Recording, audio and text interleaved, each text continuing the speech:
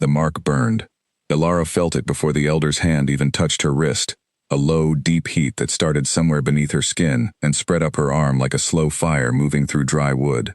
She held still. She kept her face straight. Around her, the gathered wolves of the Ashford pack stood in a wide circle on the open field behind the great hall, all of them watching, all of them waiting to see what rank the spirits would assign to the last girl in line. She was the last. She had always known she would be the last. It was not cruelty exactly. The pack elder, an old man named Aldrich, worked through the line in order of family standing. Ilara's family had no standing. Her father had died when she was 4, leaving behind nothing but a small house near the edge of pack territory, and a mother who had spent the years since then folding inward, smaller and smaller, like paper left in the rain. There was no beta blood in her veins that anyone could trace. No warrior ancestry, no gift of speed or strength that had ever shown itself in any obvious way. So she stood at the end of the line, in a plain gray dress that her mother had pressed carefully the night before, and she waited. The morning was cold. The field was wet with dew that soaked through her thin shoes, and she could feel the ground through the soles, could feel the specific chill of early autumn grass pressing against her feet. She focused on that, the cold ground, the smell of wood smoke from the great hall behind her, the sound of the elder's voice as he moved down the row, pressing the mark seal to one wrist after another. Gamma, beta, beta, gamma, warrior, warrior, beta. Each rank announcement came with a sound from the crowd, not always loud, sometimes just a murmur, sometimes a burst of genuine pride when a strong rank was called. When her cousin Petra was named beta, there was actual applause. Petra turned to look at Ilara as she stepped back from the elder, and the look on her face was not exactly unkind. It was the face of someone who has already moved on. Ilara watched her go. Around her, the remaining wolves in line shifted. 3 remained after Petra, then 2, then 1. A boy named Owen who had been her friend once, when they were children, before the years had sorted everyone into their correct places. Owen was named Warrior, and he let out a breath of relief so sharp it was almost a laugh, and several people clapped him on the shoulder as he moved back, and he did not look at Ilara at all as he passed her. And then there was only her. Aldrich turned. He was a tall man, thin in the way very old wolves sometimes became thin, as though the years had slowly burned away everything unnecessary. His eyes were gray. His hands, when he reached for her wrist, were dry and papery and very calm. She held her arm out. He pressed the mark seal against the inside of her wrist. The heat came immediately, that same deep, traveling burn she had expected, and she watched the skin darken and then glow faintly as the wolf spirits moved through the seal and did whatever it was they did, reading something in her blood, in her bones, in whatever invisible current ran through a person that allowed this ceremony to work at all. She waited. Aldrich waited. The crowd waited. The mark seal flared. Not the dull amber glow of an omega mark, not the warm gold of a gamma, not even the steady copper bronze of a beta. It went white. Bright, sharp, almost blinding white, like something cracking open, and Ilara felt it move through her arm, up into her shoulder, into her chest, and for one single second she felt something enormous pressing against the inside of her ribs, something that had no name she had been given, something that felt like standing at the edge of a very high place and looking down and not being afraid. Then it was gone. The glow collapsed. The mark on her wrist settled into the dim, muted gray-brown of an omega mark, the lowest rank. The rank given to those with no discernible gift, no particular strength, no place in any of the pack's formal structures. Aldrich released her wrist. He did not look at her face. He turned to the crowd and announced, in his flat, even voice, Omega. The silence that followed lasted exactly 3 seconds. She counted them. Then the laughter began. It was not everyone. She needed to be clear about that, even inside her own head. It was not everyone, but it was enough people that it felt like everyone, because when laughter comes from a crowd it fills all the available space and makes silence sound like agreement. Her cousin Petra made a soft sound, not quite a laugh, more like a release of air, and then pressed her lips together. The boy Owen had his back to her. The elder Aldrich had already moved away, folding his mark seal back into its cloth, his part in the ceremony finished. Someone in the back of the crowd said, loudly enough to be heard, "I called it." Someone else said, "We all called it." The pack alpha stood at the front of the gathered wolves, a broad-shouldered man named Gregor, with a thick dark beard and the kind of stillness that powerful people sometimes had, a stillness that was not peace but the management of power. He did not laugh. He watched Ilara with flat, measuring eyes, and she held his gaze for a moment before looking away, not because she had to, but because looking at him felt like touching something wrong, like picking up a stone and finding it warm when it had no reason to be. Her mother stood at the very back of the crowd. Elara found her without looking for her. The way you find certain things not by searching but by simply knowing where they are. Her mother was standing very still, arms folded across her chest, her face arranged into an expression that Elara could not quite name. It was not grief, it was not shame. It was something more tired than either of those things. Elara looked at her for a moment. Her mother looked back. Then her mother turned and walked back toward the tree line, toward the path that led home. And Elara understood that there would be no conversation about this. Not tonight, possibly not ever. She stood alone in the field as the crowd broke apart around her. The ceremony was over. The new ranks had been assigned. People were already moving toward the great hall, where food had been laid out in the tradition of Designation Day. Long tables with bread and roasted meat, and the thick, sweet wine that the pack saved for occasions that were meant to feel significant. Nobody came to walk with Elara. She stood for a moment longer, feeling the cold of the grass through her shoes, and then she tucked her marked wrist against her side, inside the fold of her dress, and she walked toward the hall alone. She did not go inside. She went around the building to the back, where the kitchen door stood slightly open, leaking warmth and the smell of food into the gray morning air. She sat on the wooden step there and pressed her back against the doorframe and listened to the sounds coming from inside, voices rising and falling, someone's laughter running bright and fast over the top of everything else, the clatter of cups and plates. She looked at her wrist. The mark had settled completely now. It looked like what it was, an Omega brand, small and dull, the color of old pewter. She had seen others like it. The pack had 3 or 4 Omegas, older wolves who carried their marks with the practiced blankness of people who had long ago made their peace with what they were not. She was 19 years old. She pressed her thumb against the mark and held it there, feeling the faint warmth that remained, like the last heat in a stone pulled from a fire. The white light, the cracking open feeling, the something enormous pressing against her ribs. She had felt those things. She knew she had felt them. Aldrich had felt something too. She had seen his hands go still for a moment, seen the slight change in his breathing, and then the mark had collapsed back into Omega, and he had turned away, and said the word, and that had been the end of it. She did not know what it meant. She did not know if it meant anything at all, or if some malfunction in the seal had created a flash of light that should not have been there, or if she had imagined the whole thing in the heightened strangeness of the moment. But she did not think she had imagined it. She sat on the step for a long time.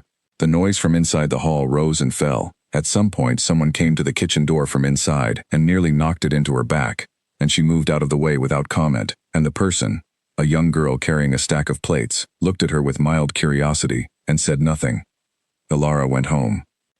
The walk from the great hall to the edge of pack territory took about 20 minutes along the main path, or 15 if you cut through the western tree line. She took the western path. She knew every root in it, every place where the ground dipped and collected rain, every tree that leaned slightly more than the others. She had walked this path her whole life. The house was quiet when she arrived. Her mother was in the kitchen, standing at the stove with her back to the door, stirring something that did not appear to need stirring. Elara came in and set her shoes by the door and washed her hands at the basin and sat down at the table. "Are you hungry?" her mother asked, without turning. "Not yet." Her mother nodded. She kept stirring. They sat in the particular quiet that existed between people who know each other very well and have nothing left that feels safe to say. The stove ticked as it heated. Outside, wind moved through the trees. "Omega isn't the end," her mother said finally, to the pot. Elara looked at the back of her mother's head, at the gray beginning to come through in the dark hair, at the slight curve in her shoulders that had not been there 5 years ago. "I know," Elara said. She did not say it to be agreeable. She said it because she believed it, for reasons she could not yet explain, reasons that had something to do with the white light and the cracking open feeling, and the something enormous pressing against the inside of her ribs that had been there, and then had not been there, and that she was fairly sure had not gone away permanently, only underground. She went to bed early that night. She lay in the dark with her wrist held over her, looking at the mark she could barely see in the low light from her window. She had looked at things like this her whole life, looking at ordinary surfaces for the thing underneath, the structure beneath the appearance, the meaning beneath the word. She had been doing it since she was small enough that she did not have language for what she was doing. Now she pressed her thumb against the Omega mark again, in the dark, in the quiet of her room, and she felt it, faint, buried, like a coal under ash, the warmth that should not have been there. Still there. She let out a slow breath. Then she turned onto her side and closed her eyes and slept. She did not dream. She rarely dreamed. She had always thought this was strange, the way other people talked about their dreams with such detail and feeling. Whole other lives lived in sleep. For Alara, sleep was simply a door that closed and then opened again, and the night was gone. She woke at dawn. She dressed. She made tea. She drank it standing at the kitchen window, looking out at the trees that bordered their small yard, at the light coming through the branches in long, pale strips. And then she went to find out what being an Omega meant. She knew the broad outline already. Everyone knew the broad outline. Omegas did not hunt. They did not guard territory. They did not sit in pack meetings or carry formal responsibilities. They occupied a kind of necessary background, managing the stores, keeping the common spaces, doing the smaller work that kept the pack's daily life running, without which the pack would eventually feel it, even if no one ever said so. What she had not known, before today, was the specific weight of it. She found out at breakfast. She went to the great hall at the usual time, when the morning meal was laid out in the long central room. She had eaten here her whole life, at one of the middle tables with other young wolves her age. She moved to sit down at her usual place, and the girl sitting to the left of it, a girl named Claire, who had been designated Beta the day before, and whose good humor was famous in the pack for being both genuine and boundless, turned and looked at her and said, not unkindly but very clearly, "The Omega tables are at the back." Alara stood with her hand on the back of the chair. "Since when?" she asked. "Since always," Claire said. "I thought you knew." She had not known. She had simply never noticed, the way you do not notice the rules that do not apply to you, until suddenly they do. She picked up her hand from the chair and carried her plate to the back of the room. The Omega table was against the far wall, near the kitchen door. There were 3 other wolves already seated there, an older man named Doyle, who had been Omega for as long as Alara could remember, and who ate with the focused calm of someone who had made their peace with every part of this, a middle-aged woman whose name Alara did not know, and a young man about her own age who looked up when she sat down, and then looked back at his food without expression. She sat. She ate. At the front of the room, the Beta table was loud with laughter. She could hear Petra's voice in it. Her cousin had always had a carrying laugh, the kind that filled rooms easily. She could hear Owen too, his voice deeper now than it had been when they were children, talking about something with the animated energy of someone whose morning had gone well. She ate her food and did not look at them. She was very good at not looking at things. After breakfast, she was assigned to the stores. The pack's stores occupied a long building behind the great hall, cool, dark, smelling of dried herbs and salted meat and the particular dusty sweetness of grain sacks that had been sitting in the same place for years. An Omega named Doyle showed her around with the efficiency of someone who had no interest in ceremony, pointing out where things were kept, how the records were organized, what needed checking daily, and what could wait for the week. She listened. She asked 3 questions. She began to work. By midday, she had reorganized the herb storage in a way that made the records easier to cross-reference, and had found 2 sacks of grain that had gone soft and marked them for removal. Doyle came to check on her in the afternoon and stood in the doorway of the herb section for a moment, looking at what she had done. "You moved things around," he said. "The old system put similar herbs in different sections based on when they arrived," she said. "The new one puts them together by type. It makes the records faster." Doyle looked at the shelves for another moment. Then he nodded and left.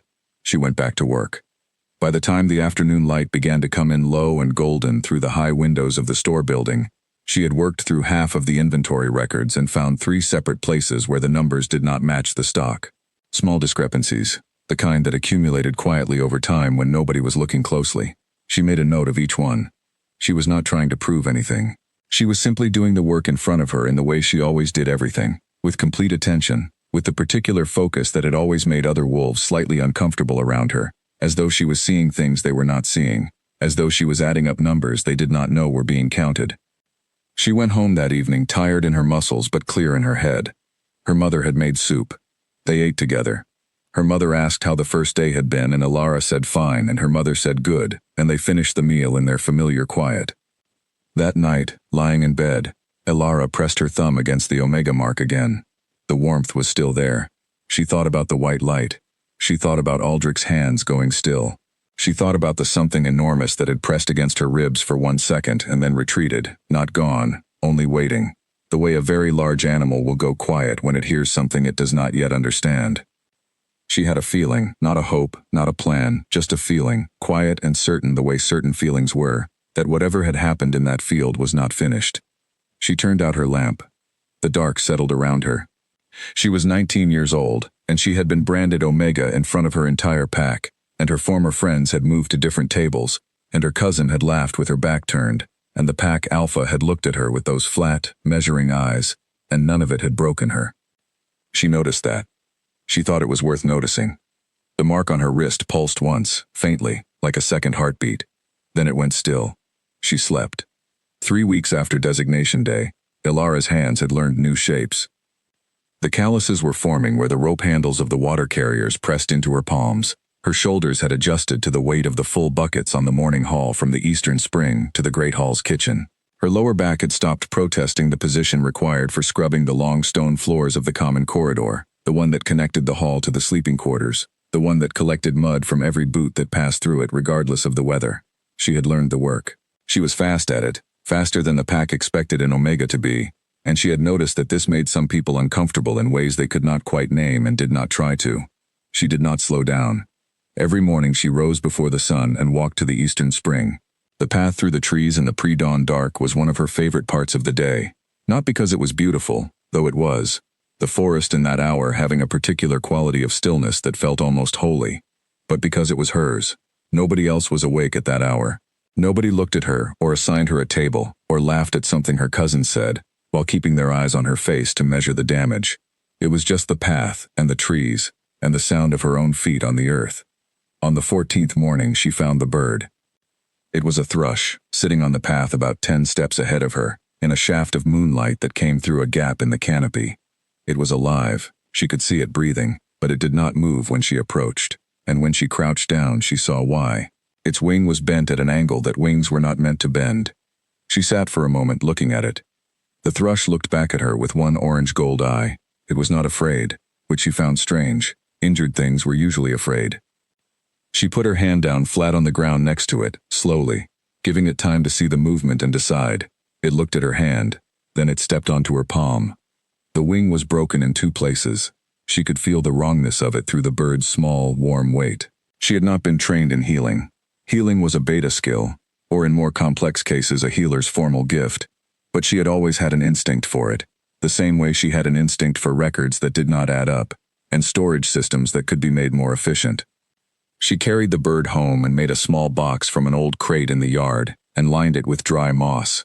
She did not know she could fix a broken wing. She had no reason to think she could. But she put her fingers over the 2 wrong places in the wing, very gently, and focused in the way she focused on things, all the way in, nothing held back, and she felt the familiar warmth move through her hands, the warmth that lived in her the way the coal under ash lived in the Omega mark, and she held it there. When she lifted her hands, the wing was straight. She sat back on her heels and looked at the bird, and the bird stretched the wing out once, slowly, testing it, and then folded it back. She went to work. She did not think about it all day. Or rather, she thought about it in the particular way she thought about things she was not ready to think about. She put it in a back room in her mind, and locked the door and left it there, and she did the work in front of her with full attention, and the door stayed shut. It did not stay shut forever. On the walk home that evening, she opened it. She had healed the bird's wing, completely, with her hands, without any formal training, without any formal rank that would have suggested such a gift was in her. She stopped on the path and stood still in the early evening light and thought about this. She had felt that warmth before, not just in her hands, in her whole body. She felt it sometimes when she was very tired, and then suddenly was not. She felt it sometimes when she had been cold for a long time and then, for no clear reason, was warm. She felt it, always, in the Omega mark on her wrist, that buried heat that pulsed sometimes in the dark, that had been there since designation day, that she had not been able to explain. She started walking again. She thought, something is buried in me. She thought, whatever Aldrich sealed onto my wrist on designation day did not come from nothing. She thought, the mark went white. And then she reached the edge of the pack's territory, the familiar invisible line where the land changed from claimed to unclaimed, and she saw the wolf. She stopped. It was on the far side of the boundary line, just barely, close enough that she could see it clearly in the fading light. A large wolf, larger than any she had seen in the Ashford pack, with silver-gray fur that caught the last of the day's light along its spine. It was lying down, which was why it had taken her a moment to see it. It was half hidden by the low undergrowth of the boundary trees, and its coloring helped it disappear. But it was not hidden. Its eyes were open. It was watching her. She stood on her side of the line and looked at it. It did not move. She studied it more carefully.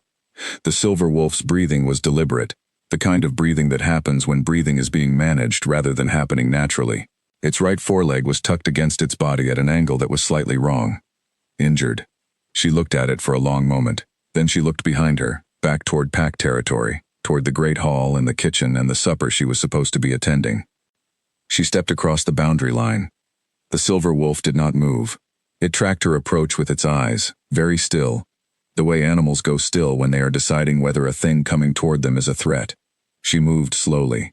She crouched when she was about 4 feet away and let it look at her, and she looked back at it, and she had the strange feeling, the same one she had with the thrush, that this animal was not afraid. She moved closer. The foreleg, when she could see it properly, was not broken.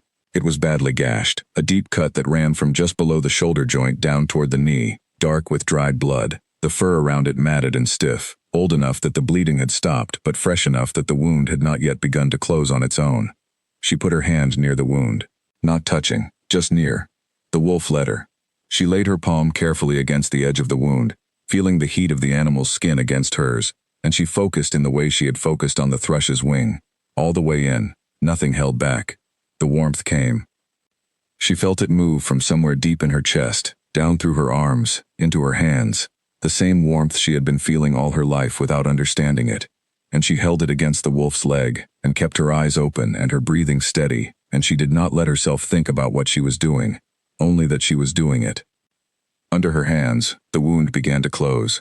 She could feel it happening, the tissue knitting, the skin drawing together, the deep ache of it that she felt in her own palms as though the healing had a cost she was paying alongside the animal, a tiredness that moved into her muscles and her bones and made the air feel slightly heavier. When she lifted her hands, the wound was closed, not healed completely. There would be scarring, and the wolf would move carefully for some days yet, but closed, clean, no longer in any danger. She sat back. The wolf regarded her. Its eyes, she noticed now, were an unusual color, not the amber or brown common to wolves, but a pale gray silver, the same color as its fur, so that in certain light it was almost as though it had no eyes at all. But it did, and they were very clear, and they were looking at her with an expression that did not belong on an animal's face. It was thinking. She had the distinct, unnerving sensation of being evaluated. "I don't know what you are," she said. She was not sure why she spoke. The words came out quietly, conversational, the way you might speak to another person in a room. "But you're going to be fine. Keep it clean. Don't put weight on it for a day or two if you can manage." The wolf blinked once. She stood, slowly, and backed away to give it room, and then she crossed back over the boundary line into pack territory and walked home. Her supper was cold when she got there. She ate it standing at the kitchen counter without sitting down, moving quickly, because she had 3 evening tasks still to complete. The record books from the day's store's work, which she brought home to review at her own table. A broken hinge on the cold store door that nobody had bothered to fix for 2 weeks, and that she had decided to fix herself. And the mending of 2 canvas carry bags that had split along their seams. She did all 3. She went to bed late. She did not tell anyone about the wolf or the healed leg, or the way its strange silver eyes had watched her with that unmistakable intelligence. At breakfast the next morning, her cousin Petra sat down uninvited across from the Omega table. Not at it, she would not do that, but at the end of the nearest Beta table, which put her close enough to lean across the aisle and speak. "You were late to supper last night," Petra said. "I know. The pack notes things like that." Elara looked at her cousin. Petra had her father's broad, handsome face, and her mother's talent for delivering observations that sounded like concern and functioned as warnings. "I know," Elara said again. "I'm just saying," Petra picked up her cup, "it's harder for Omegas to be overlooked when they're giving people things to notice." "You mean it's safer to be invisible?" Petra smiled slightly. "I mean it's easier." Elara thought about the silver wolf's eyes. "I'll keep it in mind," she said, and went back to her food. But she did not keep it in mind exactly. She kept it in awareness, which was different. She was aware that the pack was watching her, had been watching her since designation day, waiting for something. She was not sure what. Failure of some kind, a confirmation of what the Omega mark said she was. She was not going to give them that. In the second week she found, entirely by accident, a structural problem in the PAC's store ledger that had been causing counting errors for approximately 4 years. She brought it to the senior record keeper, a beta named Doris, expecting to be thanked and dismissed. Instead, Doris stared at the page where Alara had marked the error for a long time without speaking. "How long have you been looking at the ledgers?" Doris asked finally. 2 weeks, Alara said. Doris looked at her. 4 years, she said. 4 years and nobody caught this. "It's not obvious," Alara said. "The error only shows up when you cross-reference 3 different sections at once. You'd have to be looking at all 3 simultaneously to see it." "And you were?" "I find it interesting, looking at how things connect." Doris put the ledger down. She had the expression of someone who has just found something they were not looking for and is not sure whether to be pleased or troubled. "I'll need you to show me," she said, "the corrected method." "Of course," Alara said. She spent the rest of that afternoon at Doris's table, walking her through the revised cross-referencing system she had worked out. Doris was sharp and fast and asked good questions, and by the end of it they had worked through half the historical records, correcting the accumulated error, and Alara had drunk 3 cups of tea and felt more awake than she had felt all week. When she left, Doris said, "You should have been beta at minimum." Alara paused at the door. She thought about the white light. She thought about the something enormous. "Maybe," she said, and went home. She found herself at the boundary line again 4 days later, without having planned it. She had been walking the western edge of the territory, a long walk she sometimes took in the late afternoon when her work was done early, ostensibly to check the boundary markers, practically because the western edge was quiet and gave her an hour to herself. And when she reached the northern corner where the forest pressed closest to the line, she stopped. The silver wolf was there, not injured this time, standing, about 20 feet inside the unclaimed territory, facing her. Its foreleg looked strong. It moved no weight onto it funny, no careful favoring.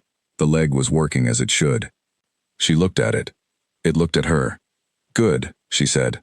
The wolf blinked. She turned and walked back the way she had come. She did not tell herself this was strange. She had decided, somewhere in the first 2 weeks after designation day, that strange was a category she would no longer bother maintaining. Too many things in her life fit it, and maintaining the category was tiring and unrewarding. Instead, she moved through her days with the same complete attention she brought to everything. The store records, the morning water haul, the floor that needed scrubbing, the broken things she fixed when she found them, the Omega mark that pulsed quietly in the dark, the warmth in her hands that healed things it had no business healing. On the 19th day she rebuilt the den. The collapsed den was at the far western edge of PAC territory, near the boundary line, half hidden by overgrown brush. It had been a storage shelter once, decades ago, built into the side of a low rise, its walls made of stacked stone, and its roof long since fallen in. The PAC had no interest in it, too small, too far from the center of things. She found it on one of her evening walks and stood looking at it for a while. Then she went home and slept. The next day she brought tools. She worked on it in the evenings, after her formal work was done, for 4 nights running. She rebuilt the stone walls where they had fallen, fitted the stones without mortar in the old way that relied on the stone's own weight and angle to hold each other in place, a technique she had read about in the old PAC building records that nobody looked at anymore, and that turned out to be not as complicated as it appeared once you understood the logic of it. She cut fresh timber from the fallen trees nearby and built a new roof frame and covered it with packed earth and the flat, broad leaves of the river plants that grew in the wet ground near the boundary, layered the way she had seen illustrated in a book about old building methods. On the 4th night she stood back and looked at what she had done. It was not large, it was barely bigger than her bedroom at home, but the walls were solid, the roof shed water, and the low doorway faced southeast so it would catch the morning light. She had built it in 4 nights, alone, using only what was available. A qualified warrior could not have built it faster with a full crew. She did not show it to anyone. She just knew it was there. And on the 5th morning after she finished it, when she went to the eastern spring for the water haul and the path took her past the western boundary, she saw the silver wolf again, and this time it was not alone. There were 3 wolves with it, all large, all unmarked. No PAC colors, no identifying marks, nothing to show which territory they came from. They stood in a loose formation in the unclaimed land, and the silver wolf stood slightly ahead of the others, and when she appeared on the path it looked at her the same way it always did. She counted. 3 unknown wolves, The silver wolf. The expression on the silver wolf's face that was not an animal expression. She walked past without stopping. But she filed it. She filed it in the part of her mind where she kept the things she was not ready to think about yet. The room with the locked door. She added it to the white light, the something enormous, the healed wing, the healed leg, the record error nobody else had caught in 4 years, the rebuilt den. She was building something in there. She did not know what it was yet. But she had always been patient about not knowing things. She had found that things made sense eventually, if you kept watching and kept your records straight and did not let anyone convince you that what you had seen was something other than what you had seen. The mark on her wrist pulsed. She carried her water buckets and walked home through the trees in the rising morning light, and she thought, I am not what they think I am. She had thought it since she was small. She had thought it every day for 19 years, quietly, without urgency, the way you think a true thing. One day she would not have to think it quietly. One day someone else would say it first. She walked home. The announcement came on a Tuesday, which was the most ordinary day of the week, and it arrived in the most ordinary way, pinned to the notice board outside the Great Hall, between a reminder about the autumn grain count and a request for volunteers for the northern fence repair. Ilara read it while carrying 2 full water buckets. She stopped walking without meaning to. The water swayed in the buckets and she steadied them and read the notice again. By order of the Alpha King's Office of Territorial Affairs, all pack territories within the Ashford region are hereby informed that His Majesty, King Caius Dren, will conduct a formal inspection of regional packs beginning on the 14th day of next month. Pack representatives are expected to present their territories, records, and populations for review. Full protocols for the inspection will be delivered by royal delegation within 7 days. She read it a 3rd time. Then she picked up her buckets and walked to the kitchen. The king was coming. The king of the entire wolf nation, of every pack and every territory from the northern ranges to the coastal lowlands, of the royal city and the high court and the long centuries of wolf law and wolf politics that Ilara had read about in old books because she found history more interesting than most people found it, was coming here, to the Ashford pack's unremarkable territory, to look at their records and their population and their grain counts. She thought about her corrected ledger system. She thought about whether the records would be ready. She did not think about the king himself, not yet. The royal delegation arrived in 6 days, 1 day ahead of schedule, which the pack Alpha Gregor took as a sign of something, though he changed his mind about what sign it was several times over the course of the morning. First he thought it was a compliment, then he thought it was a test, then he settled on treating it as neutral and called a pack meeting to brief everyone on the expected protocols. Ilara attended the meeting, standing at the back of the hall with the other Omegas. The delegation, Gregor explained, consisted of 12 soldiers from the King's Guard, 2 advisors from the Office of Territorial Affairs, and the King's General, who was traveling ahead of the main royal party to prepare the ground. The king himself would follow in 8 days. They were to be given the best guest quarters. The pack's records were to be made available in full. Every wolf in the territory was expected to present themselves at the formal introduction on the first day of the king's visit. Every wolf, Gregor said, and his flat eyes moved briefly to the back of the hall, to where the Omegas stood. Ilara held his gaze. He looked away first. The delegation arrived that same afternoon, riding in from the eastern road in a formation that was designed, she thought, to look both efficient and impressive. The soldiers in 2 neat columns, the advisors centered, and at the front of it all a man on a dark horse, who carried himself with the easy authority of someone who had spent so long at the head of things that he had stopped noticing it. The pack turned out to watch the arrival. People gathered along the main path that ran from the eastern gate to the Great Hall, standing in loose groups, talking in low voices about the quality of the soldiers' horses and the length of the delegation's weapons and other details that carried little information, but gave mouths something to do. Ilara stood with the other Omegas in the space between the kitchen garden and the east corner of the Great Hall, near enough to see, not near enough to be noticed, or so she assumed. She watched the man at the front of the delegation as he rode in. He had the build of a fighting wolf, very broad through the shoulders, long in the bone, the kind of physical presence that was visible even at a distance, in the way a large standing stone was visible at a distance. His horse was dark and large, and both of them moved with the kind of synchronized ease that came from long habit. His face, as far as she could see it under the afternoon light, was sharp-featured, composed, and not particularly readable. He was, she thought, approximately 30. He had gray at his temples already, which struck her as interesting.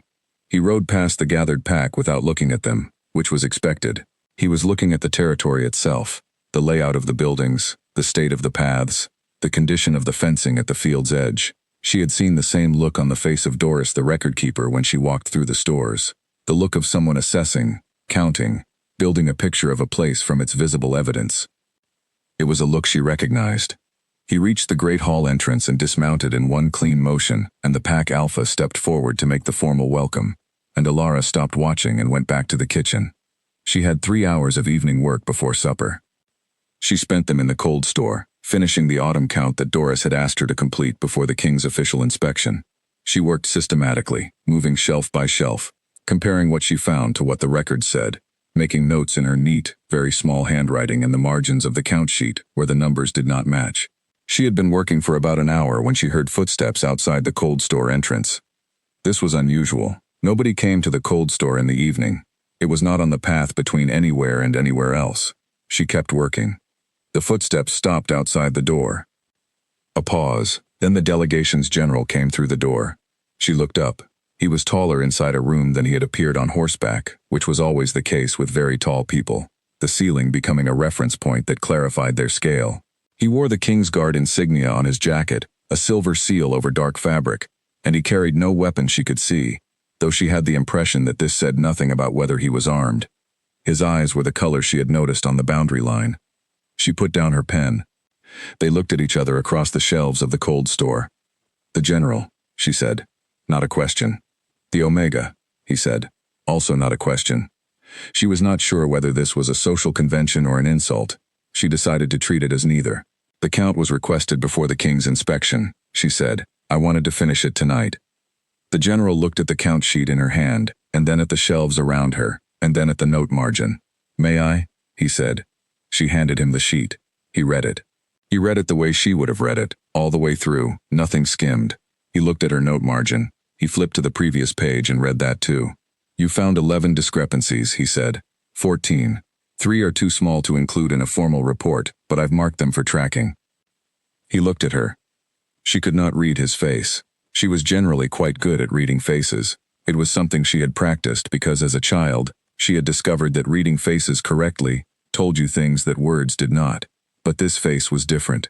It was not blank the way some faces were blank when people were hiding something. It was more like a wall that had been so thoroughly weathered that all its original markings were indistinguishable. "How long have you had access to these records?" he said. "Since designation day." 7 weeks. Another long look. Then he handed the count sheet back to her. "Finish it tonight," he said. "The inspection advisors will want to see it in the morning." He left. She stood for a moment, holding the count sheet. Then she went back to work. She finished the count by an hour past dark, and left the completed sheet on Doris's table with a note, and went home and ate cold bread at the kitchen counter and went to bed. She did not sleep immediately. She lay in the dark and thought about the general's eyes, those pale, gray-silver eyes that had been exactly the same color as the silver wolf's eyes, and she thought about this carefully, turning it over the way she turned things over, checking it from different angles. She was not the kind of person who jumped to conclusions. She was the kind of person who waited until the evidence made a conclusion unavoidable, and then stated it plainly. She was not there yet, but she was watching. The next 4 days had the quality of everything happening at a slightly faster speed than usual. The delegation's advisors worked through the pack's records with professional thoroughness, spending long hours at Doris's table and asking questions that were specific and sometimes uncomfortable. Gregor spent most of each day in meetings. The pack warriors rehearsed the formal presentation they were required to give, a demonstration of the pack's defensive capabilities that was traditional at royal inspections. A kind of organized performance that everyone knew was performance and no one commented on.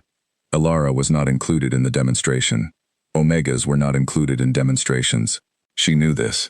She was included, however, in the records review, because on the second day one of the advisors, a sharp-eyed woman named Harriet who wore her brown hair in a severe knot and had an excellent memory for numbers, came to find her specifically in the cold store and asked her to walk through the corrected ledger system. She did. Harriet listened without interrupting, asking only clarifying questions, making notes in her own book. At the end, she closed her book and said, "The original error has cost this pack approximately 12% of its counted surplus per cycle. Corrected going forward, the surplus figure changes substantially." "Yes," Alara said. "You caught this in 7 weeks. It becomes visible once you're looking at the sections simultaneously. No one else was looking at them simultaneously. No, Alara agreed.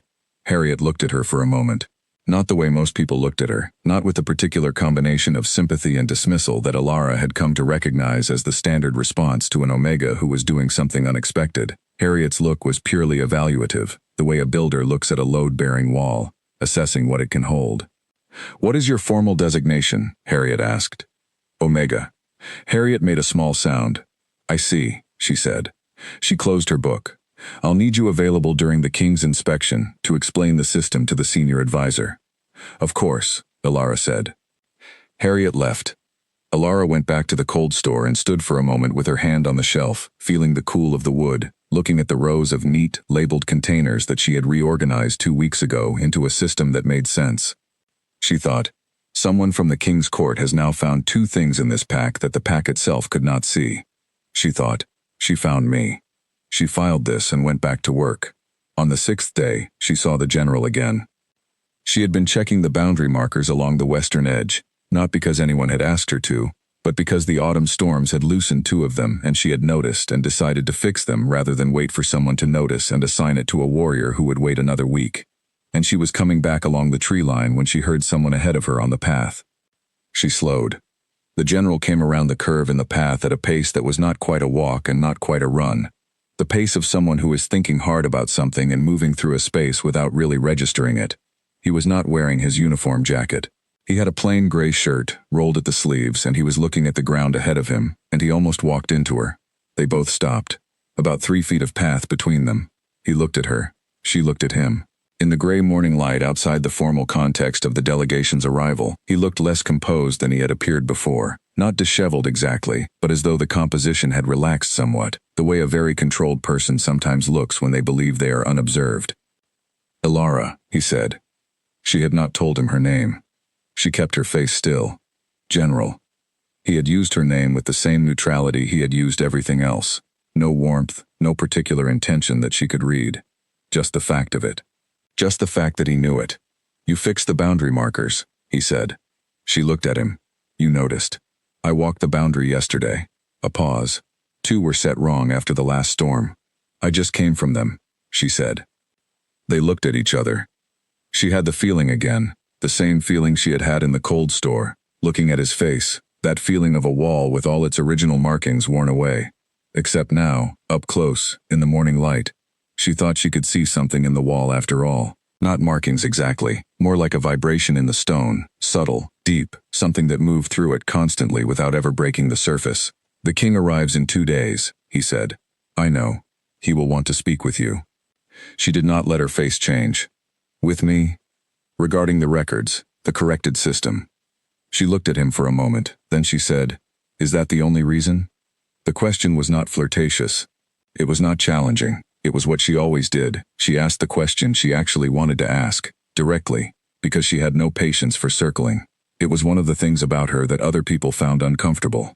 The general did not look uncomfortable. He looked at her with those gray-silver eyes, and for 1 second the vibration in the wall was visible. A shift, a movement, there and gone before she could name it. "He will decide that when he sees you," the general said. Then he walked past her on the path and was gone around the next curve. She stood alone on the path. She looked at her hands. The warmth was there, in her palms, just below the surface, the same warmth that healed broken wings and closed wounds, and lived in the Omega mark on her wrist like a coal that refused to go cold. She pressed her fingers together and held them that way for a moment. 2 days until the king arrived. She went home and checked her count sheets and made sure every record was correct. If someone was going to look at what she had done, it would be done properly. It would be done so well that there was nothing to question and nothing to miss. She had always worked that way. She worked that way now. She thought about the general's eyes all the way home.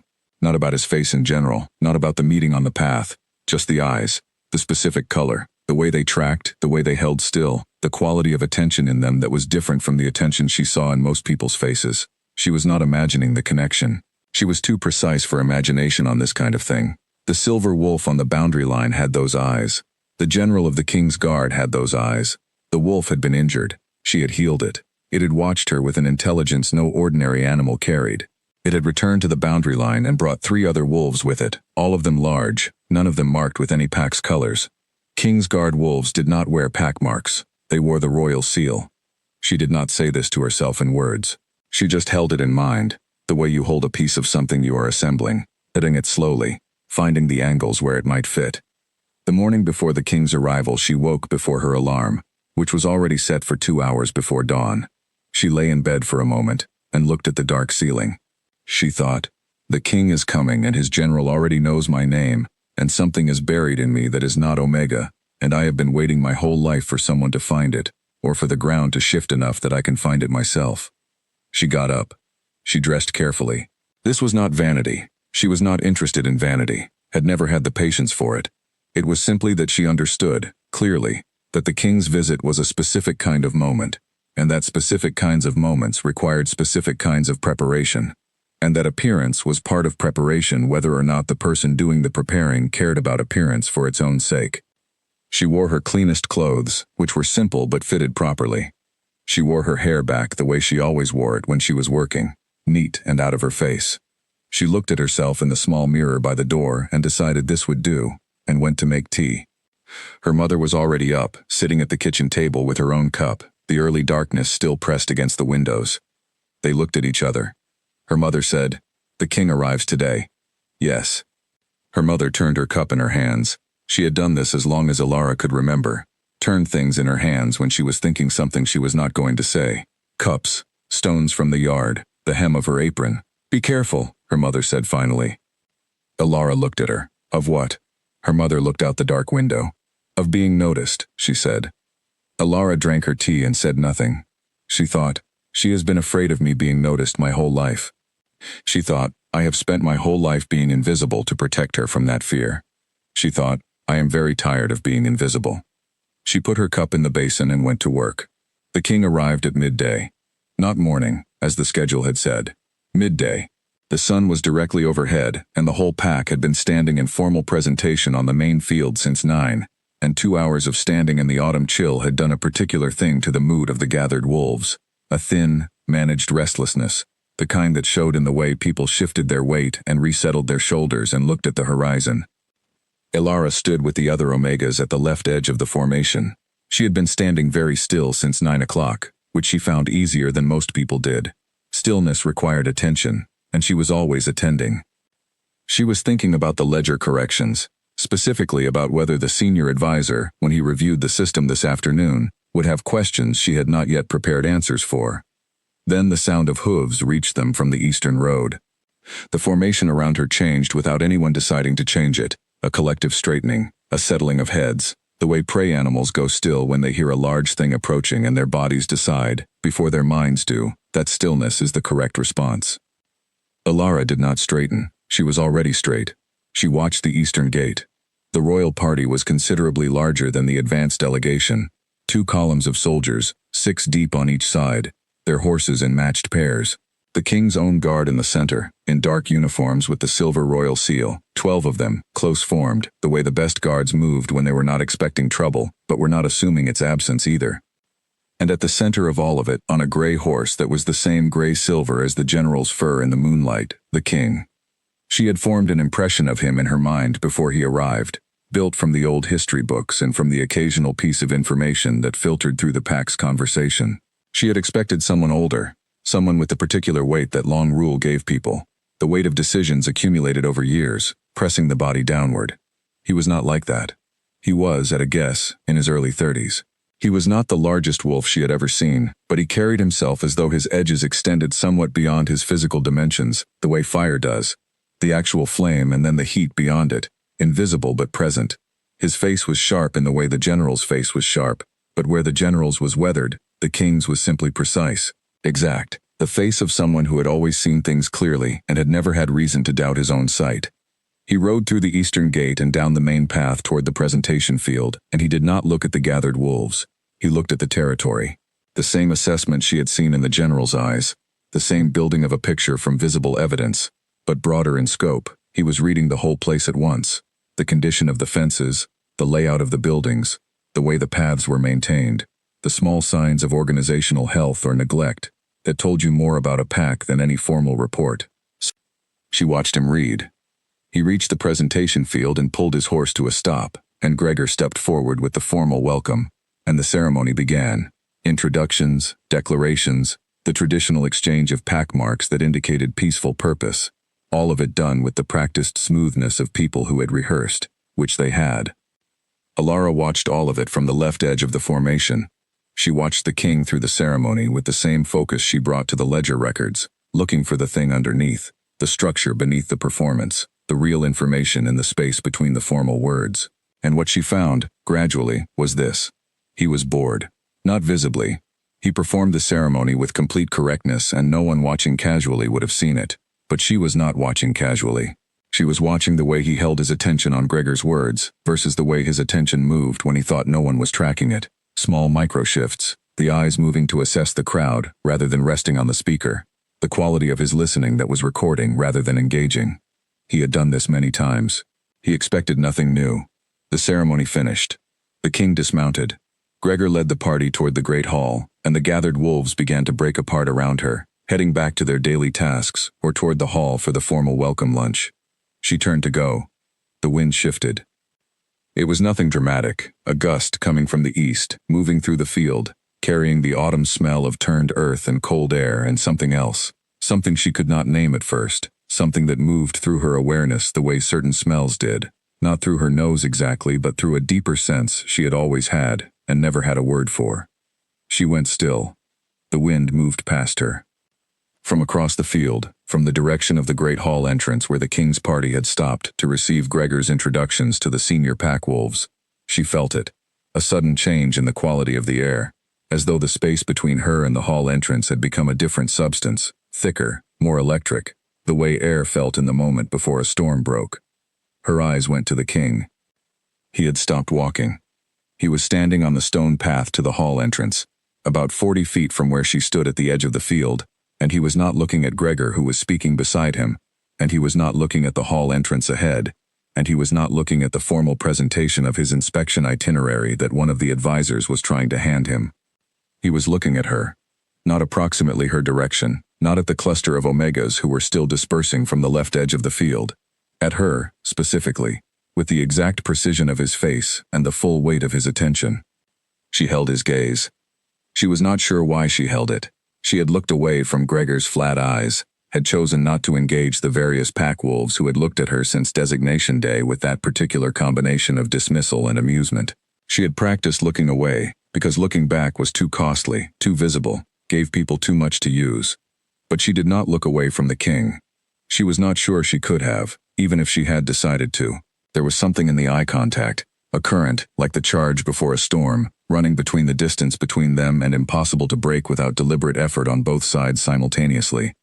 He was the one who broke it. Not because he looked away. He did not look away. The general, who had ridden in beside him and was now standing at his left shoulder, put a hand on the king's arm, not commanding, not grabbing, a simple touch, flat-palmed, the touch of someone who knows the person they are touching very well, and is communicating something without words. The king turned his head to look at the general. The current broke. Alara took a slow breath. She was still standing at the edge of the field, alone now, the other Omegas having moved on. She was aware, suddenly, that she was very visible, one person, standing still, in a space that everyone else had left. She walked away. She went to the kitchen and picked up the water buckets and did the afternoon haul and did not think about what had happened until she was on the path through the trees, alone, the familiar weight of the buckets in her hands, and then she thought about it carefully. The king had stopped walking when he saw her. He had looked directly at her with a quality of attention that was not casual, not professional, not the standard inspection assessment she had seen him apply to every other element of the territory. It was something else. Something that had no name in her experience, not because it was foreign but because it was the opposite. It was something she had felt before, faintly, distantly, as a direction rather than a destination. Pull. She had felt it the first time she saw the general ride into the pack. A wrongness in her chest, like a door opening in a room she had not known existed. She had set that aside as something she did not understand, and she had kept setting it aside, and now it was here again but amplified, unmistakable, like a sound that had been low and background suddenly going loud enough to be heard clearly. She kept walking. At the kitchen she set down the buckets and stood for a moment with her back against the outside wall, the stone cold through her shirt, and she breathed. She was an Omega. She was the lowest rank in her pack. The king of the entire wolf nation had just looked at her across 40 feet of field with the expression of someone who had found something they had stopped expecting to find. She thought, "This is not something I can file and leave in the locked room." She thought, "Whatever this is, it is beginning." She was right. That evening the formal welcome dinner was held in the great hall, every wolf in the pack seated by rank. Elara was at the Omega table at the back, the same table she had been eating at for 7 weeks, near the kitchen door. She could see the high table from where she sat, the king's table, at the far end, elevated by 1 step, the pack alpha Gregor beside the king on his right, the general on his left. The dinner began. The food came out in courses, which was not the usual way, but the king's visit had turned everything unusual. People talked. The sound in the hall was layered and complex, voices over the clink of cups and the movement of serving plates. Elara ate and listened. At the high table, the king was talking to Gregor. She could not hear the words at this distance, but she watched the body language. Gregor's animated, eager, performing the quality of his pack for his visitor the way he always performed things, with the specific energy of a man who knew that what he was doing was performance, and was doing it anyway because the alternative was worse. The king listening with the same polite recording rather than engaging attention she had seen in the field. Then he said something. She could not hear it, but she saw it, saw the king's mouth move and then saw Gregor turn, and then saw the king's eyes move down the length of the hall, and she felt it before she saw it, the pull, the current, the door opening, and she looked up from her plate and across the long length of the room and the king was looking at her again. He said something else, she still could not hear it, but she saw Gregor's face change, a rapid, barely controlled shift from performance ease to something more careful, and then she saw the king speak again, and this time she could read the shape of the words from his mouth. She had been reading lips since she was 11 years old, a skill she had taught herself because she spent a great deal of time watching mouths, and eventually it had seemed wasteful not to understand what they were saying. He said, "What is her name?" She looked down at her plate. She ate her food. The warmth in her wrist pulsed once, hard, like a struck bell, and then settled. Across the hall, at the high table, she could feel the king still looking, even with her eyes down, the way you can feel light on your skin in a dark room. She finished her food and folded her napkin and sat quietly. She thought, he felt it too. She thought, whatever is buried in me, whatever the white light was, whatever the something enormous was, whatever has been pressing against the inside of my ribs since designation day, he felt it the moment he was close enough. She thought, I need to be very careful now. Not because she was afraid. She was not afraid. She was the opposite of afraid. She was the particular state that came before afraid, the state of absolute clarity that preceded any significant thing, where the world simplified itself down to its most essential elements, and you could see all the lines. She was careful because she was precise, because she knew that whatever was happening was large, and large things required precision the way delicate things did not. The king was coming to review the records tomorrow. She would have her records ready. That was what she could control. She would control it perfectly. She got up from the Omega table and carried her plate to the kitchen and went home through the cold night, and the whole way the warmth in her wrist did not stop. She did not sleep until very late. Not from agitation. She was not agitated. She lay in bed with the same controlled attention she brought to everything, and she thought through what she knew, what she did not know, and what the likely outcomes were. What she knew. The king had looked at her twice, with a quality of attention that was not explainable by anything professional. He had asked Gregor her name. The general, who she believed was the silver wolf from the boundary line, had put a restraining hand on the king's arm during the first moment of extended eye contact. The pull she felt in the king's direction was the same kind of wrongness that was right she had felt looking at the general, only larger, the way the general's had been the first sound of a distant thing and the king's was that same sound from close range. What she did not know, what the king had been told about her, if anything, what the general had communicated to him about their encounter on the boundary path, what Gregor had said when he was asked her name, and whether Gregor had also said she was an Omega, and whether that had changed the king's expression. What the likely outcomes were, she could not yet see them clearly enough to list them. This was not like a ledger with finite numbers. This was a different kind of accounting. She turned onto her side. She thought about her mother in the kitchen that morning, turning her cup in her hands. Be careful of being noticed. Her whole life, her mother had guided her toward the center of things, the safe, unexamined middle of the pack where an ordinary wolf could live an ordinary life and nothing would reach in and pull them out. She had done it from love. Elara did not doubt that. She had done it from fear, too, and fear was a reasonable thing to feel. But Alara had looked at the life her mother had built from that fear. The quiet house, the shrinking posture, the expressions that said things she would not say. And she had known, for as long as she had been capable of knowing things, that it was not a life she would be able to build for herself. She was too large for it, not in any way that could be seen from the outside, but inside she had always known she was too large, the same way the something enormous pressing against her ribs was too large, both of them straining at the same container. She thought about the king's face when their eyes met across the field. She thought about the word she had been circling for weeks, the word she had not let herself use because using it made it real in a different way. Mate. The word was simple. The concept was not. In wolf law and wolf history it was the most significant bond possible, immutable, written into the blood and the bone before birth, something that was either there or not there, and could not be manufactured, and could not be broken once acknowledged. She had read about it. She had found the historical accounts fascinating the way she found everything historical fascinating, objectively, from the outside, the way you might find a beautiful and complex mechanical system fascinating without imagining yourself inside it. She had not imagined herself inside it. And yet here she was. She turned the word over in the dark. She looked at it from different angles. She checked it against the evidence the way she checked everything against evidence, and the evidence held it up solidly from every direction. The pull, the current, the charge before a storm, the door opening in a room she hadn't known existed. The king's face across 40 feet of field, his mouth forming her name. She pressed her thumb against the Omega mark on her wrist and held it there, feeling the warmth, the buried coal, the thing that was not Omega. If she was right, if the bond was real, if what she felt was what she thought it was, then the king felt it too, already. He had felt it within minutes of arriving in the territory. And the king of the Wolf Nation would not ignore something like that, which meant that whatever came next was coming soon. She closed her eyes. She needed to sleep. She needed to be sharp in the morning. The record review was at 9, and she had to walk the senior advisor through the corrected system, and she needed every part of her mind available for that, and not scattered across things she could not yet control. She breathed slowly, in through the nose, out through the mouth, the old technique she had used since childhood to quiet the running calculations in her head. She slept. She woke to the smell of frost and the sound of the first birds, and she got up and she was ready. By 8 she had the ledgers stacked in correct order on the records table, the annotation sheets clipped to the relevant pages, the corrected cross-reference guide she had written out in her small, precise handwriting placed at the top of the stack where it would be seen first. By 9 she was sitting at the records table, hands folded, waiting. The senior advisor arrived at 9 sharp. His name was Aldous, and he had the specific brand of compressed energy that belonged to people who were very good at their work and knew it. He sat across from her and picked up the cross-reference guide and began to read.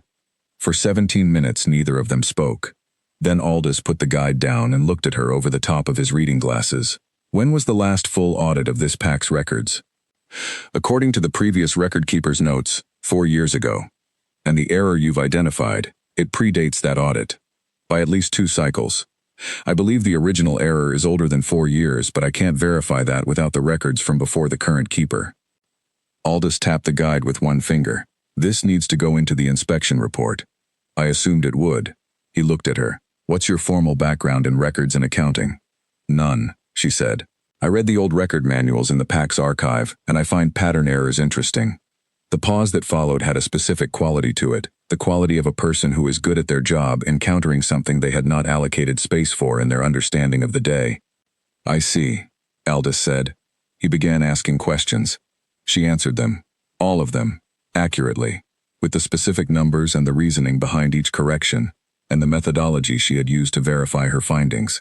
They worked through the entire corrected system in 90 minutes, and at the end, Aldous closed the last ledger and made 3 notes in his book and looked at her. You'll be in the inspection report, he said, by name. She nodded. The door at the far end of the records room opened. She knew who it was before she looked. She felt it, the current, the charge, the door opening, and she kept her eyes on Aldous for one more second, finishing the thought she had been in the middle of, and then she turned. The king stood in the doorway. He was alone. No general, no guard. In a plain jacket, no royal seal visible, though she did not think for a moment that anyone in the territory would be uncertain about who he was. He looked at her. She looked back. Aldous made a sound that was not quite a cough and gathered his notes and said something about reviewing the morning findings, and left through a different door with the particular speed of a man who suddenly remembers he has somewhere else to be. And then it was only the two of them, and 30 feet of records room between them, and the morning light coming in flat and gray through the high windows, and the warmth in her wrist that was no longer pulsing but simply burning, steady and constant, the coal fully lit. She waited. He crossed the room and stopped on the other side of the records table. He said, "You found a 14-year accounting error in 7 weeks. 14 discrepancies," she said. "The original error is older than 14 years. A pause. Something moved in his face. Not surprise. He was not a man, she thought, who showed surprise. Something more like recognition.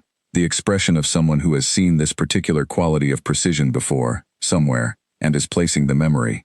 "The general tells me you fixed the boundary markers," he said. "What? 2 were loose. He also tells me he found you doing a full cold store count at 7 in the evening. The inspection was coming and it wasn't done." The king looked at her for a long moment. She looked back. He said quietly, not as an accusation, just as a fact laid down, "You are not an Omega." She held his gaze. She thought about Aldrich's hands going still. She thought about the white light. She thought about the something enormous. "No," she said, "I am not." By noon, everyone knew. Not the truth. Not the records conversation. Not the king crossing the room alone. Not what he had said and what she had said back. They did not know any of that.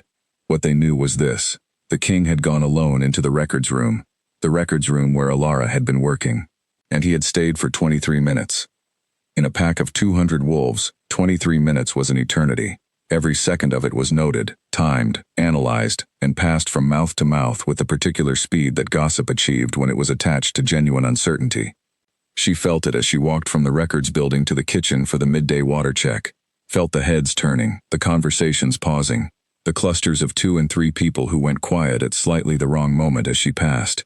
She walked the way she always walked, at her own pace, looking at the path ahead. At the kitchen door, she nearly ran into her cousin Petra. Petra was coming out as Alara was going in, and they pulled up short of each other in the doorway, Petra's brown eyes going wide and then narrowing in rapid sequence, the way they did when she was adjusting a first reaction to one she found more suitable. "You were with the king this morning," Petra said. "I was reviewing records with his senior advisor. The king came in at the end." Petra looked at her. "For 23 minutes. I wasn't timing it. Half the pack was timing it." Alara stepped past her into the kitchen. Petra followed her back in, which Alara had expected and which was fine. She had things to check and she could check them and talk at the same time. "Alara," Petra's voice had changed. The social sharpness had dropped out of it, replaced by something lower and more private. "What happened in that room?" She pulled 2 jars from the shelf to check against the afternoon count. "We talked about records. For 23 minutes. The records are complicated. He's the king." She turned to look at her cousin. Petra was 3 years older and had been beta for 7 weeks and carried the rank with the ease of someone who had expected it, and she was looking at Alara with an expression that was not the polished social face but the face underneath, the one Alara remembered from when they were children, before the ranks and the tables and the organized distances that the pack built between wolves of different standing. "I know," Alara said. "He asked Gregor your name at dinner last night." She went very still for a moment. Then she went back to the jar count. "I know that too." "How?" "I was watching." Petra was quiet for a moment, then, "Gregor isn't happy." "No, I don't imagine he is. He told Mother this morning that you were—" Petra stopped. He used unflattering words. "I know the words he uses." Another silence. Alara checked the second jar and marked the count sheet and moved to the next shelf. "Are you going to tell me what is actually happening?" Petra asked. Alara thought about the bond. She thought about the white light and the something enormous and the king's face across 40 feet of field and his voice saying, "You are not an Omega." She thought about what Petra would do with that information, not from cruelty. She did not think Petra was cruel, not at her center. But Petra had been shaped by the pack the way everyone was shaped by the pack, towards safety and convention, and the particular value she placed on standing, and standing required predictability, and what Alara was not predictable. "Not yet," she said. Petra opened her mouth, closed it. "When there is something to tell," Alara said, more quietly, "I will tell you. I promise." Petra looked at her for a long moment, then she nodded once and left. Alara finished the jar count and went to the cold store. She was there for exactly 11 minutes before Doris appeared in the doorway with an expression that was trying to be neutral and not quite managing it. "Gregor wants to see you," Doris said. She had expected this. Now. The Pack Alpha's office was in the east wing of the Great Hall, a room she had been in twice, both times as a child, both times in the context of Pack decisions that involved her family in minor ways. It was a large room made to feel authoritative by its size and the formal arrangement of its furniture. A wide desk, chairs placed at a specific distance, bookshelves with the kind of books that were meant to be seen as much as read. Gregor was behind the desk. He was not alone. The general was there, standing to the left of the desk, in his full uniform, at ease in the military sense of the phrase, which meant not relaxed but controlled. Alara stood in the doorway for a moment, reading the room. Then she came in and stood across the desk from Gregor and looked at him. "Close the door," Gregor said. She closed it. He looked at her with those flat, measuring eyes. He had the particular expression of a man who is very angry and has decided to process the anger into something he can use. She had seen this look before on him. He wore it during council meetings when a decision had not gone his way, and he wore it now.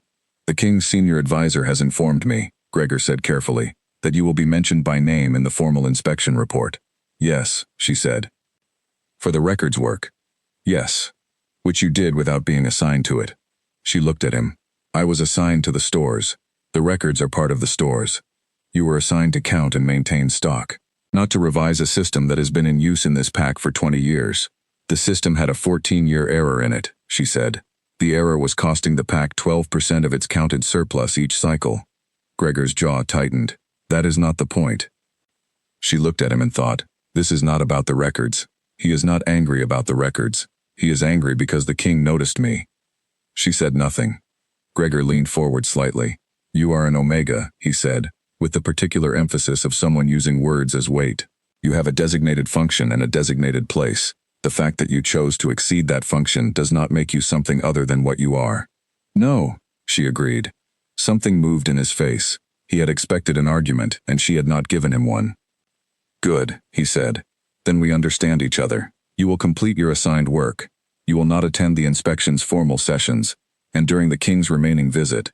He paused, and she felt the shape of the next words before he said them. "You will not put yourself in the king's way." She looked at him steadily.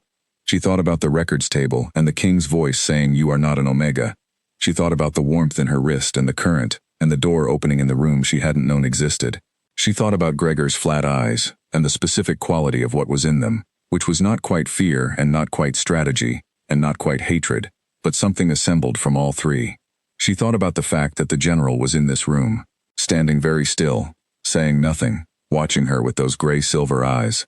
She had not looked directly at him since she came in. She did now. He looked back. She turned back to Gregor. "Is that all?" she said. Gregor's expression hardened. "That is all." She left. In the hallway she walked at her usual pace, not quickly, not slowly, and she breathed through the controlled anger that was moving through her, the way the warmth moved, deep and internal, not a fire but a heat. She was not angry at being told to stay in her place. She had been told to stay in her place her entire life, and had long ago stopped giving the instruction power over her interior state. She was angry because of the general. He had been in that room. He had heard Gregor's instruction. He had said nothing. She thought about the silver wolf watching her heal the wound on the boundary line. She thought about the general coming to find her in the cold store. She thought about his knowledge of her name, his note about the boundary markers, his precise and focused attention that had been, she was certain of this, not professional interest but something else, something that existed in the same category as the pull she felt and the door opening. And he had stood in that room and said nothing. She thought, he knew. He knew what Gregor was doing and why, and he said nothing, because it was not time yet, or because it was not his call, or because, and this was the possibility that sat coldest, because he was not sure what she was, and was choosing Gregor's order over the evidence he had. She did not know which. She put it in the room with the locked door and she kept walking. That afternoon, the mockery went wide. She was at the Eastern Spring filling buckets when she heard it. Voices carrying from the path, the kind that carry when they mean to carry, when the volume is calculated rather than accidental. Did you hear she was in the records room with him? Alone. For 20 minutes.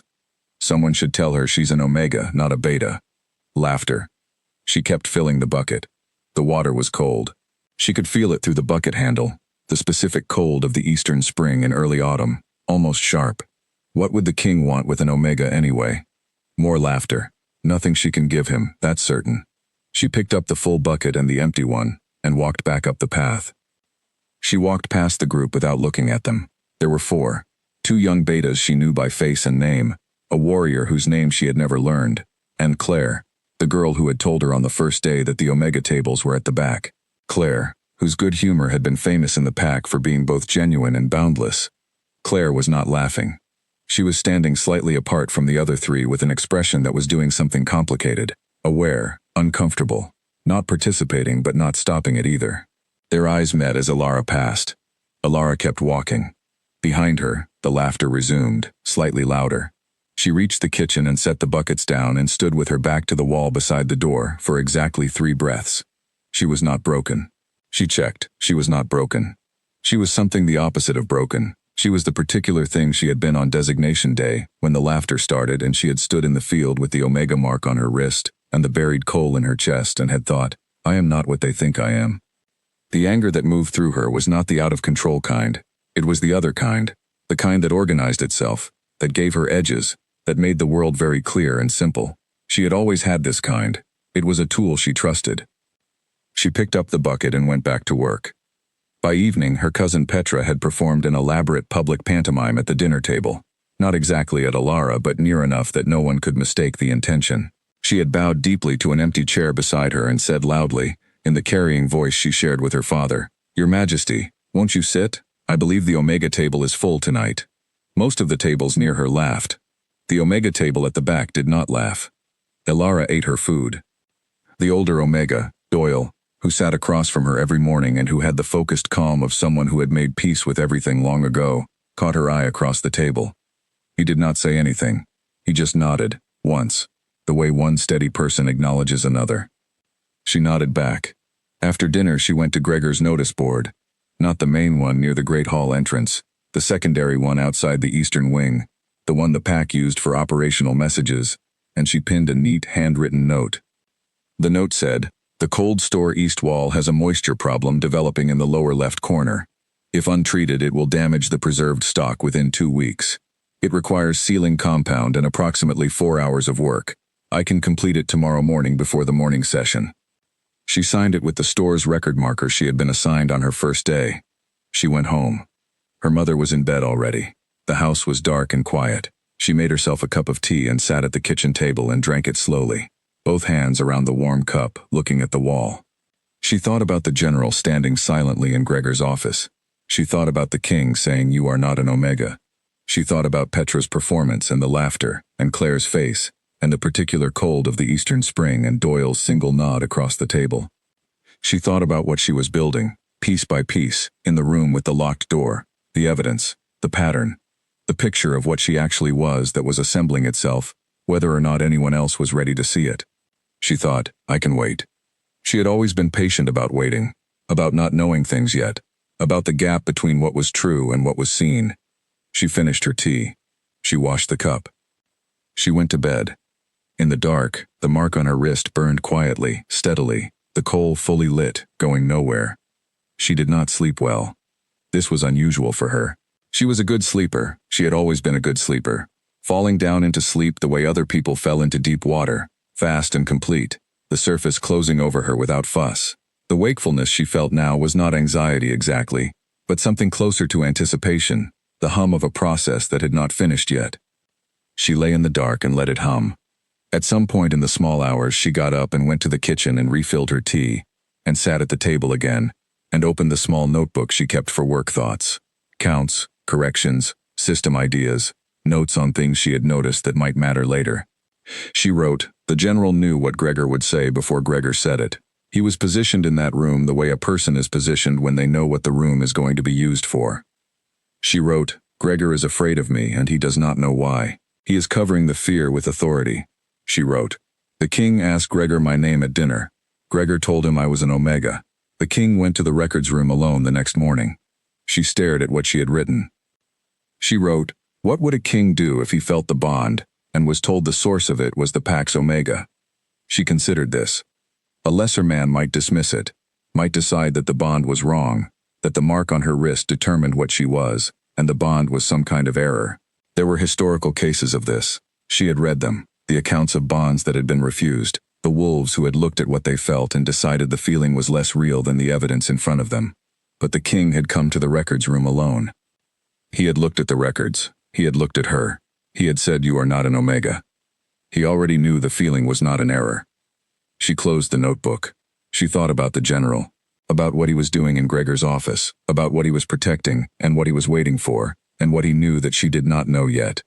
She thought, he is watching me the way I watch things, carefully, collecting. She thought, he is also protecting the king. That is his function, and until he is certain of what I am, his function requires caution. She could live with that. She understood caution.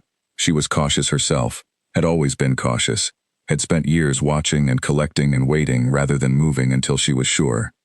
She went back to bed. She slept for 4 hours. She woke to the sound of hooves on the main path, unusual at this hour, the darkness still heavy outside her window, and she got up and went to the window and looked out. 3 of the king's guard were riding east, fast, toward the far boundary. She watched until they were out of sight and then stood at the window for a moment, the cold glass of it against her fingertips. Something was happening. She dressed quickly and went out. The pack was beginning to stir. Lights in windows, voices, the sound of people moving in the direction of the main path with the specific energy of a place that has been disrupted before it was ready. She fell into step with the movement without asking where it was going, because she could feel the direction of it the same way she could feel the pull, some deeper orientation that told her which way to move before her conscious mind had information. She walked east. She walked east along the main path and then off the path through the eastern trees, following the sound and the light and the warmth in her wrist that was pulling like a needle toward north, toward the border, toward whatever was happening out there in the early dark. She was not the first there. By the time she reached the far eastern boundary, there were 6 pack wolves already present, 2 warriors, 3 betas, and her cousin Petra, who was standing slightly apart from the others in a way that suggested she had arrived independently, and was not entirely sure why she had come. They were clustered near the boundary markers, looking northeast, where the tree line of the unclaimed territory showed movement. Then the king's guard came back. 3 soldiers, riding fast, and between them a shape that was too large for a single horse, but was not walking independently, which resolved itself, as they came closer, into a man being supported across a horse's back, one of the guard, uniform torn, not moving. One of the soldiers called out to the pack wolves at the boundary, "Fetch the healer!" "Border attack. We have injured." The pack wolves scattered. 2 ran back along the path toward the healer's hall. The others held position, hands on weapons, eyes on the tree line. Alara moved forward. Not because she had been told to, because the injured guard was being lowered from the horse by the other 2 soldiers and none of them were healers, and she could see from 15 feet away the specific wrongness of how he was being laid down, the way his left side was being handled without the knowledge of what was beneath the uniform that needed to be stabilized. She was there before she had decided to be there. "Left side," she said to the soldier holding the legs. "There's something wrong with his ribs. Don't lay him flat." The soldier looked at her. "Who are you?" "Keep him at an angle," she said. 45 degrees. If you lay him flat and the rib has punctured something, you'll make it worse." A pause. Then the soldier adjusted his hold, tilting the injured man to the angle she had specified. She crouched beside the injured guard and put her hands where she needed to put them, and found what she had thought she would find. 2 cracked ribs, the left one at risk but not yet through. She held her hands there and the warmth came, and she let it come, not hiding it, not managing it, just letting it do what it did. It was faster this time, more certain, less effortful, as though whatever reservoir it drew from was growing rather than depleting. The cracked ribs steadied. She sat back. The injured guard's breathing, which had been shallow and rapid, slowed to something more even. His face, which had been the color of old ash, was not yet normal but was moving toward it. She stood. The 2 soldiers were looking at her with expressions she could not read in the low light. The pack wolves near the boundary were looking at her too. Her cousin Petra was looking at her with her mouth slightly open. Then the king was there. He had arrived in the last minute, on his gray horse, the general at his shoulder, and she had not seen him come because she had been focused on the guard, and she became aware of him the same way she was always aware of him, through the current, the charge, the door opening, and she turned. He was looking at what she had done, at the guard, whose breathing was even, at her hands, which were at her sides, at the faint glow that had not entirely faded from her skin, the same gold-white light that had flashed in the mark seal on designation day. The general's hand was not on the king's arm this time. The king looked at her and she looked back, and there was nothing between them now. No table, no 40 feet of field, no ceremony, and no rank, and no Gregor standing between them with his flat, warning eyes. Just the king, and Ilara, and the light that had not quite faded from her hands, and the warmth in her wrist burning bright and clear, and no longer buried at all. "The healer is coming," one of the pack wolves said from behind her, unnecessarily. Nobody answered. The king said quietly, to no one in particular or possibly to all of them, "I don't think that will be necessary." He was still looking at her. She held his gaze. She thought, "This is the beginning of the part I have been waiting for." She thought, "Now." The dinner was the general's idea. Or rather, it was the general who told her about it. Appeared at the store's entrance the morning after the border incident, uniform jacket on, expression as unreadable as ever, and said without preamble, "The king has arranged a seat for you at the main table tonight." She was in the middle of the corrected shelf count that Doris had asked for. She kept her pen on the page and looked at him over her shoulder. "That's not how pack dinners work," she said. "The king is aware." She turned back to her count. "Does Gregor know?" A pause. "Gregor has been informed." She thought about what Gregor's face had looked like when he delivered his instruction about her not putting herself in the king's way. She thought about the specific quality of his anger, which was the anger of a man who could feel the ground shifting under him, but could not see where it was moving. "And if I decline," she said. Another pause, slightly different in quality from the first one. "That is your right," the general said. "The king will not compel your attendance." She wrote down the count figure on the shelf, moved to the next one. "I'll be there," she said. She heard him leave. She finished the count. She thought about the dinner for the rest of the day, not with excitement, which she did not feel, but with the precise, preparatory attention she brought to things that mattered. She thought about what the room would look like with her at the main table. She thought about Gregor's face and Petra's face, and the faces of the wolves who had laughed on the path near the eastern spring. She thought about the king sitting at the head of that table, and about what it meant that he had arranged this. She thought about the healing last night, the light from her hands that had not quite faded, the general's expression when he saw it, and the 3 pack wolves, and her cousin Petra's open mouth. That information was moving through the pack now. She could feel it in the quality of the glances she received in the morning, different from the usual mixture of dismissal and amusement, carrying something new, uncertainty mainly, and in some faces the specific discomfort that came from having to revise a settled opinion. She did not try to manage any of it. She worked. By the time the dinner hour came, she had finished the shelf count, identified a damaged section of the cold store east wall that needed attention, rewritten the damaged section of the daily log that the previous Omega had kept in a method that made it difficult to cross-reference, and completed a task that had been on the general workboard for 4 days, and that nobody had bothered to claim. She went home and washed and put on her second-best clothes. She had 2 sets worth wearing, and the second-best were slightly better than the ones she had worn in the King's Records room, which seemed appropriate, and she walked to the great hall. She arrived at the dinner hour, when the hall was already full. The main table was at the far end of the room, elevated by its single step. 7 wolves were already seated there.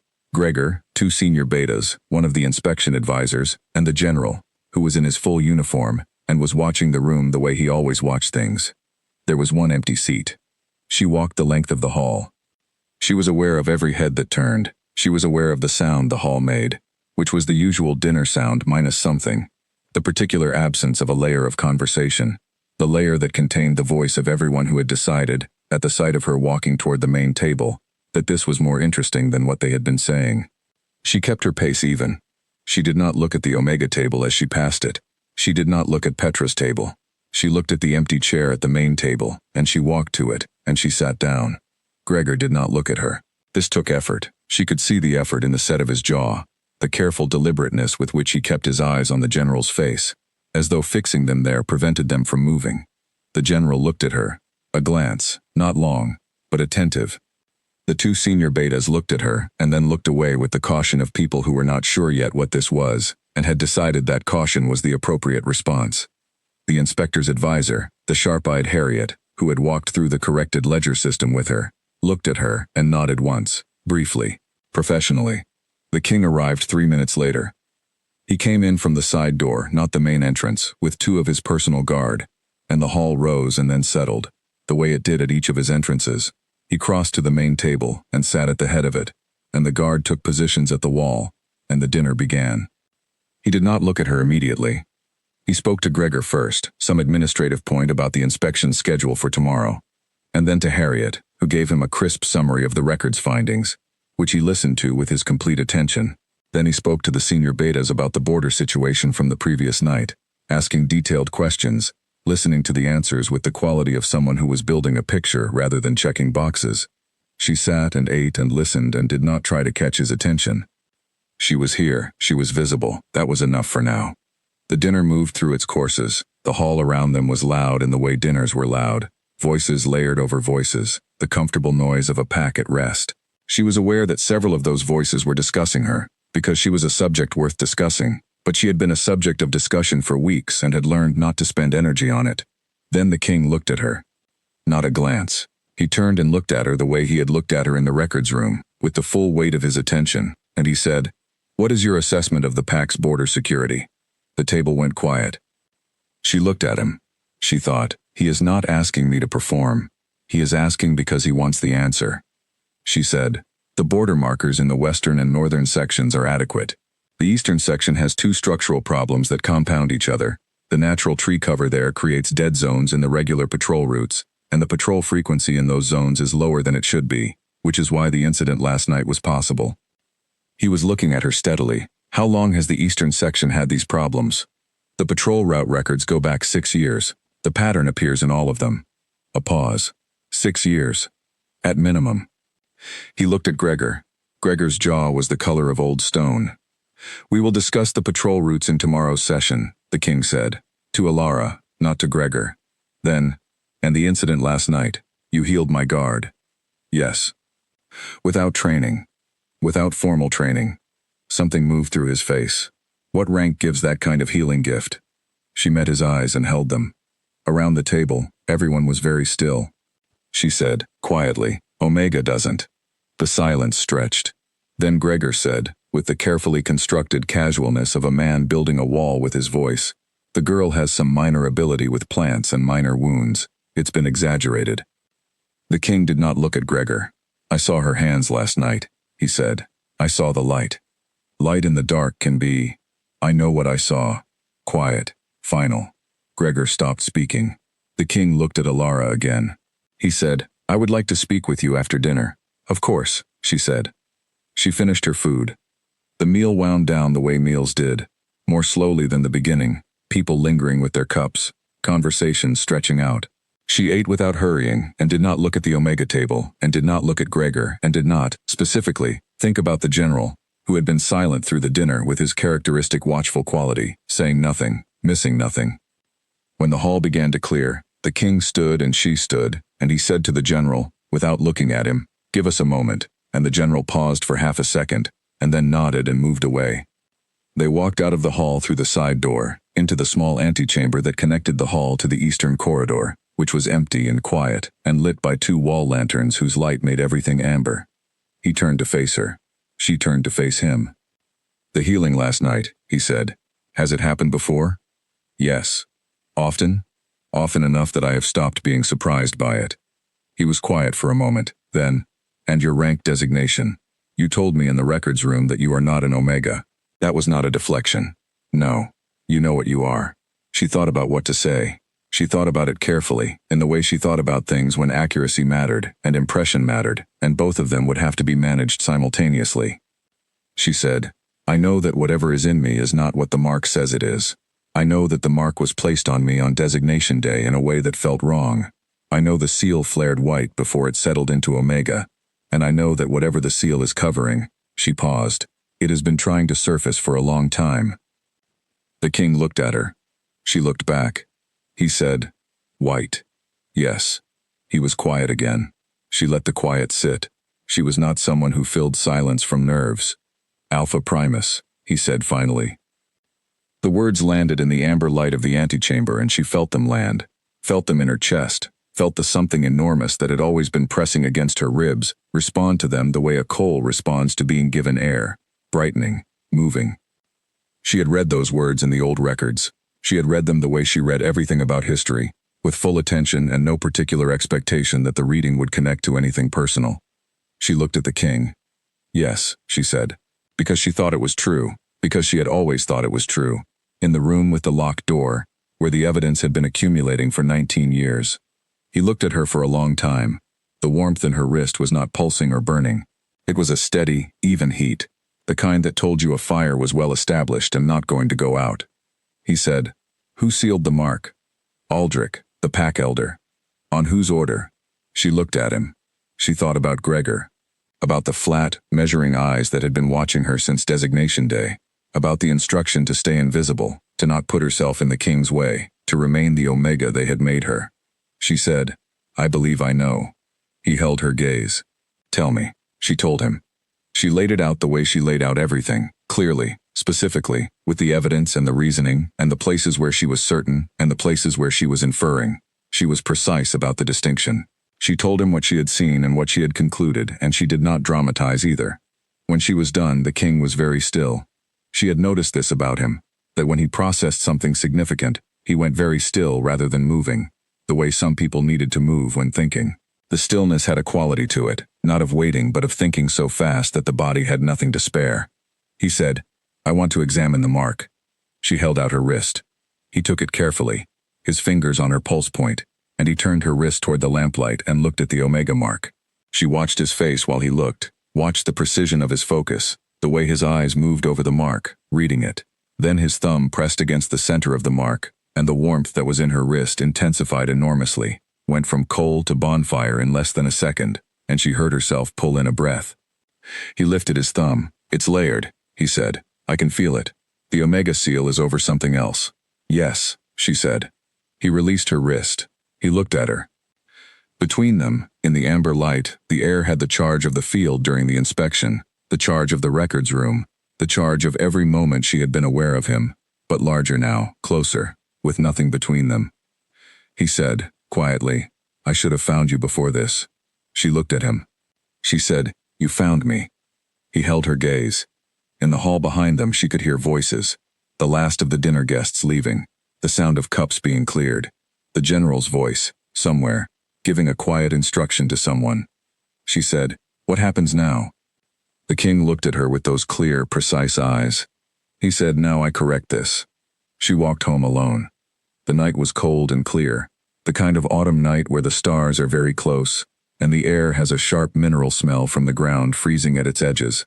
She walked at her usual pace, and she did not think about the king's face in the lamplight or his thumb against her wrist, or the word he had said, Alpha Primus, lying against her chest, like a stone that had been picked up and set down and was now undeniably there. She thought about what she had told him. She had named Gregor.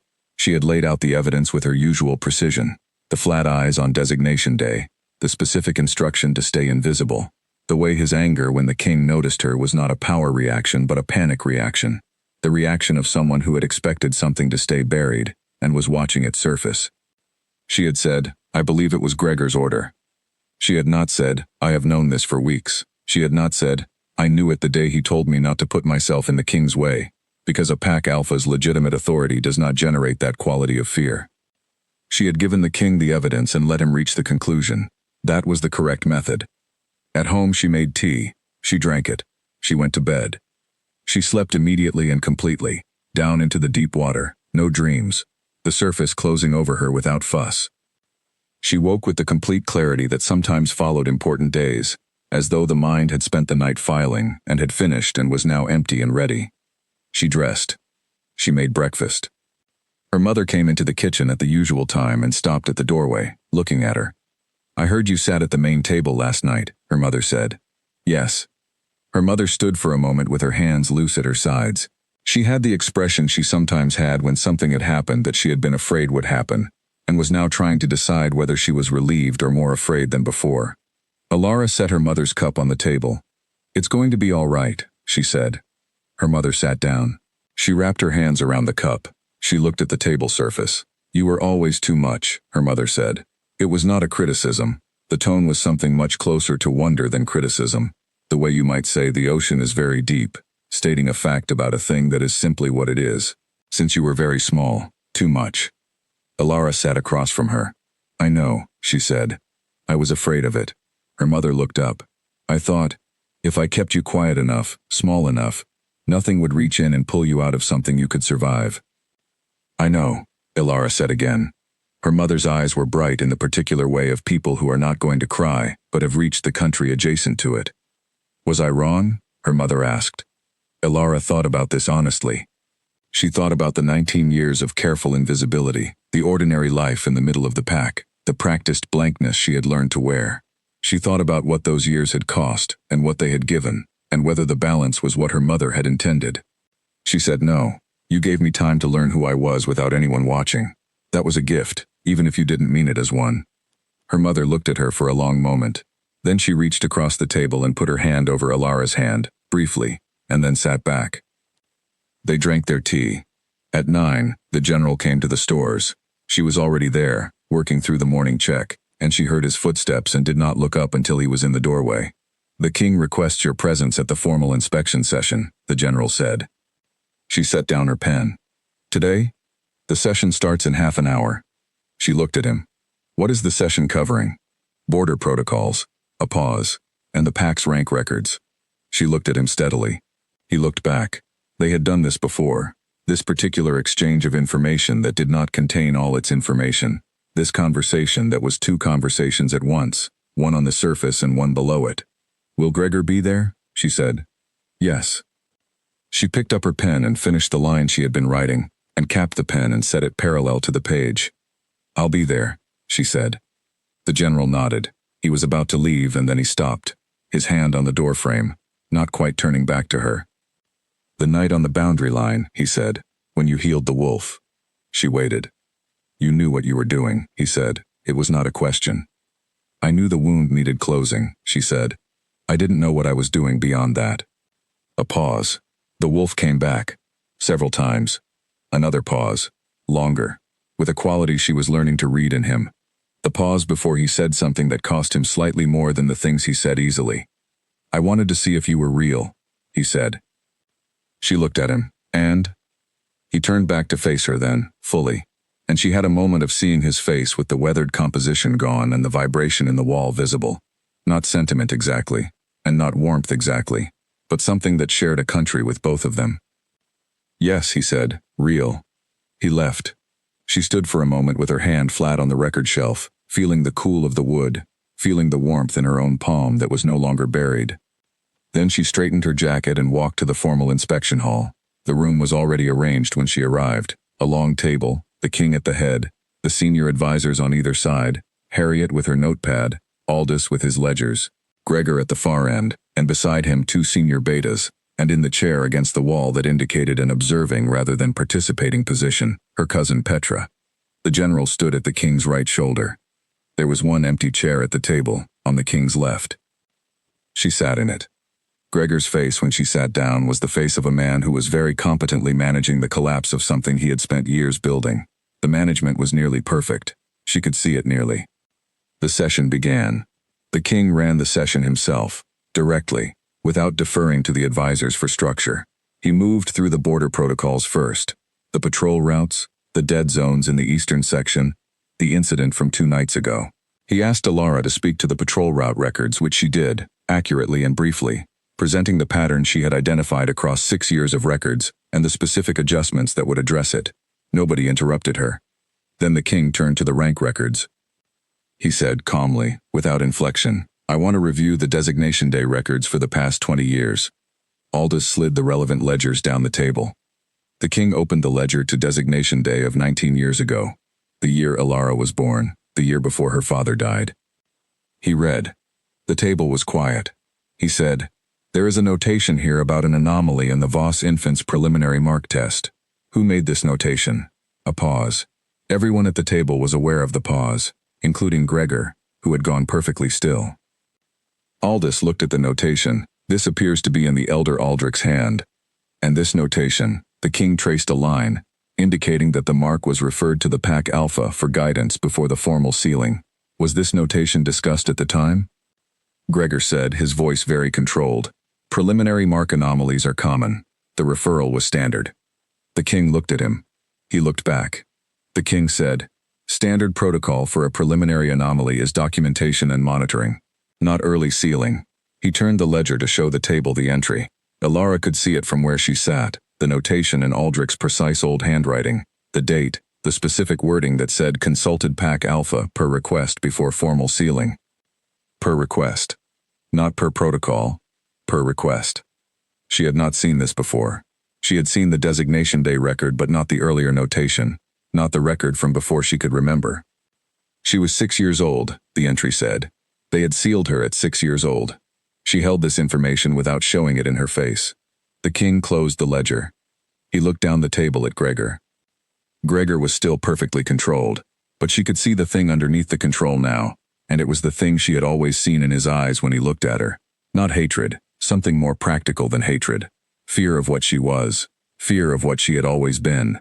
Fear of the moment that was happening right now. This moment, this morning, with the king of the Wolf Nation reading a 20-year-old notation that said per request. "The inspection will continue tomorrow," the king said. "This morning's session is adjourned." He stood. Everyone stood. He looked at Gregor once, briefly, with the specific quality of a decision that has been made. Then he walked out.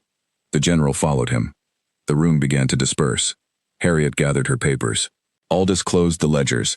The senior betas moved toward the door with the careful speed of people who wanted to be somewhere else.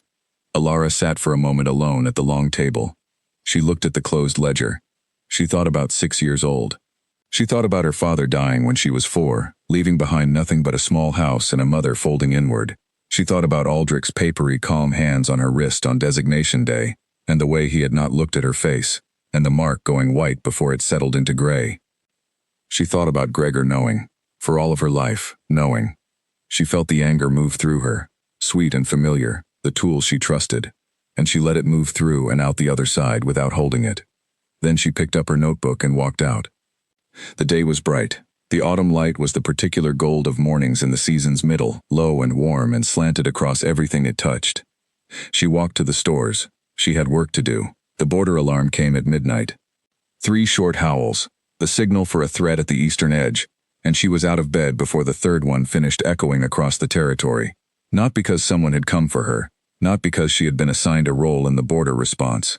She was out of bed because the warmth in her wrist went from the steady coal heat of the past weeks to something that had no metaphor she knew. A sudden enormous pressure upward, like something trying to break the surface of water from beneath. She dressed in 30 seconds. She was at the eastern path in 4 minutes. The territory was moving around her, wolves coming out of their houses, warriors with weapons, voices calling instructions back and forth. The organized chaos of a pack's emergency response. Everyone knowing roughly what to do and doing it slightly faster than was entirely controlled. She moved through it without being part of it. She was not running, she was walking at the pace she had walked since she was a child. A long, ground-eating stride that covered distance without looking like speed, that never varied whether the ground was level or steep or wet, the pace of someone who trusted her own body to take her where she was going. She crossed the main field. She entered the eastern tree line. Around her, the forest at night had the quality she had always found clarifying, the removal of most visual information, which left the other senses sharp and specific and honest. She could hear the alarm wolves ahead of her. She could smell the cold of the border air. She could feel, through the soles of her feet on the forest floor, the vibration of something happening ahead that was more than wolves moving. She came through the trees to the border clearing. There were 12 pack wolves already there, in a defensive line at the boundary markers. 6 of the King's Guard, in their dark uniforms. The general, at the left end of the guard's line, sword drawn. And across the boundary line, in the unclaimed territory, a force she did not immediately have numbers for because they were distributed through the dark trees, moving. She stopped at the back of the pack's line and looked. The wolves in the unclaimed territory were organized. That was the first thing she noted. Not a raiding party, not a scattered group. They were moving in the formation of a coordinated group, not attacking yet, holding the tree line while something else happened. She looked along the pack's defensive line. 12 wolves. 6 of them were holding position. The other 6 were looking at each other with the specific expression of people who are in the right place and doing the right thing, and are still somehow aware that what they're facing is larger than what they are prepared for. The general's eyes found her in the dark. She moved to the line.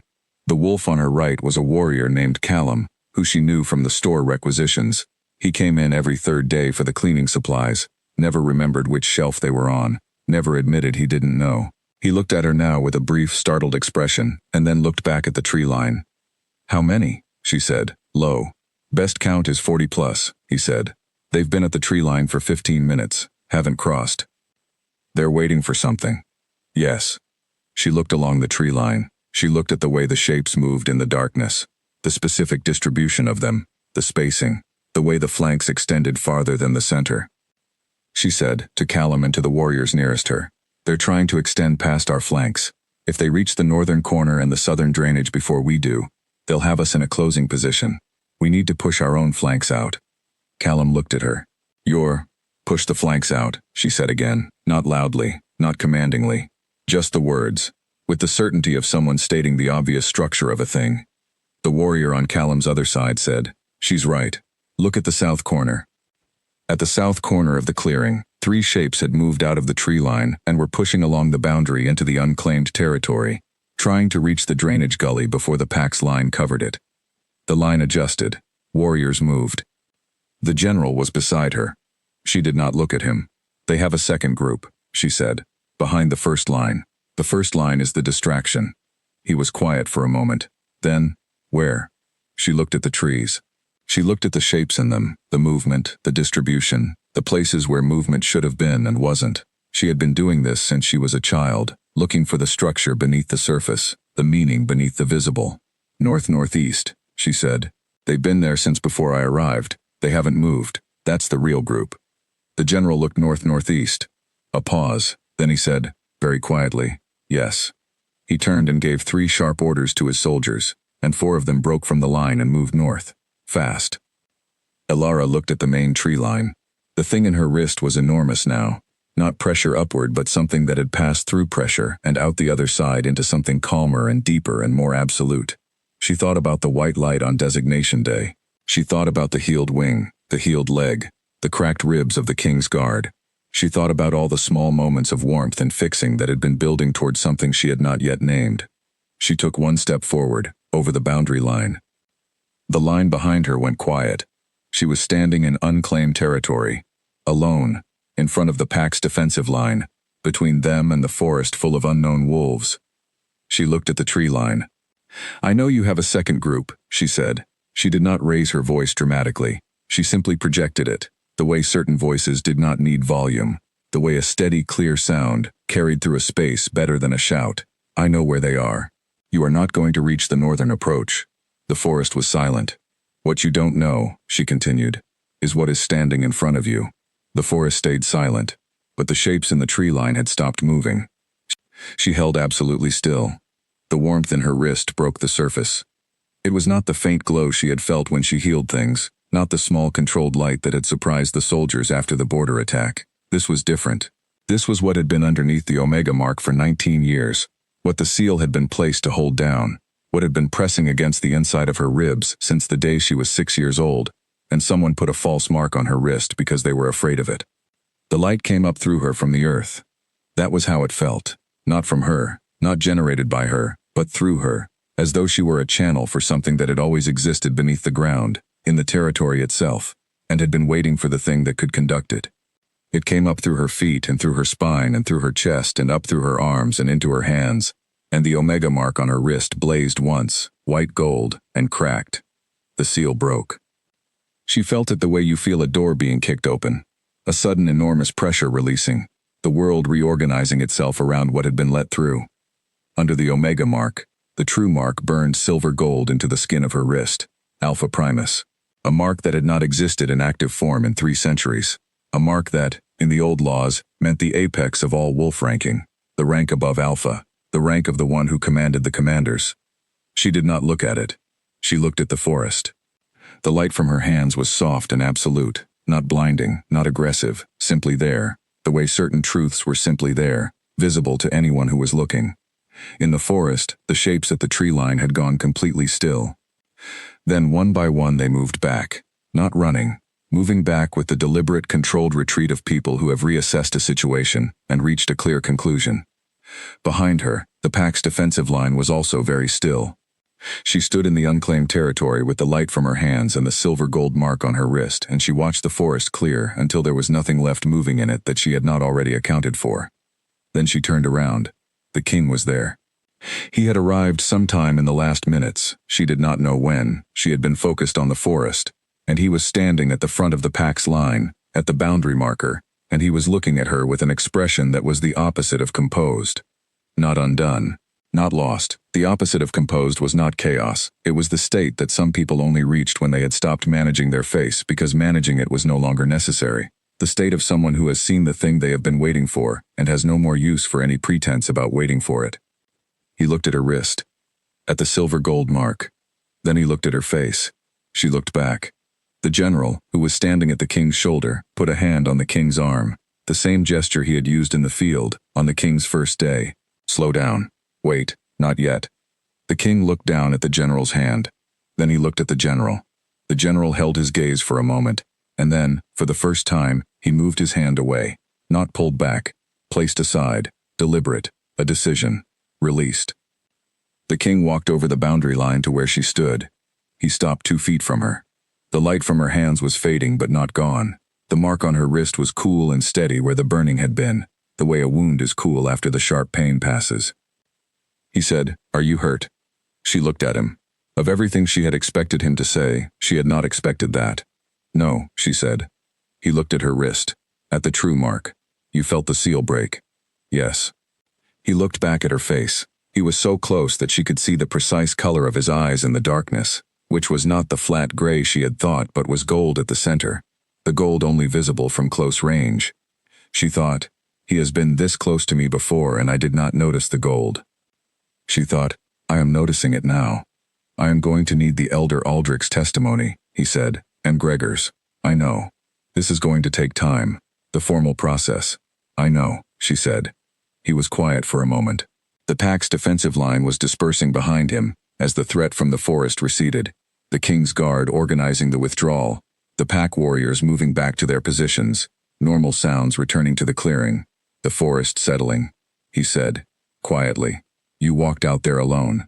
"Yes." "You didn't ask permission?" "No." He looked at her for a long moment. "You never asked permission," he said, not as criticism, as observation. She met his eyes. "I ask when I need information," she said. "I don't ask when I already know what the correct action is." Something moved through his face, that thing she had seen in the antechamber, in the records room, the recognition that was not quite surprise but was adjacent to it, the expression of someone encountering a quality they had long considered unusual and were finding, unexpectedly, in the last place they had looked. "No," he agreed, "I don't imagine you do." He offered her his hand, not formally, not ceremonially, just his hand, held out in the dark of the clearing. She looked at it. Then she put her hand in his. His palm was warm. She had expected that. She had felt the warmth of him as a direction and a pull and a charge in the air before she had ever touched him. Feeling it as direct contact was different, more specific, more real.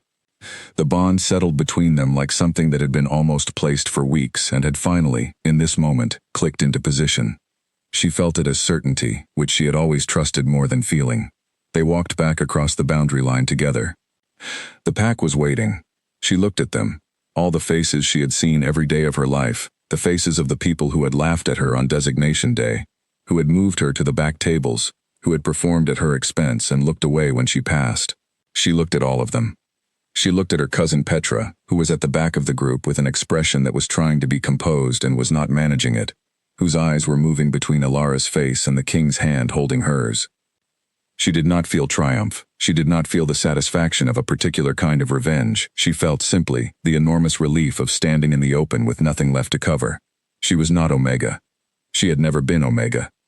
And the ground beneath her feet, the territory she had walked every day, the paths she had repaired and the markers she had set, and the dens she had rebuilt and the stores she had counted, was still the same ground, the same earth.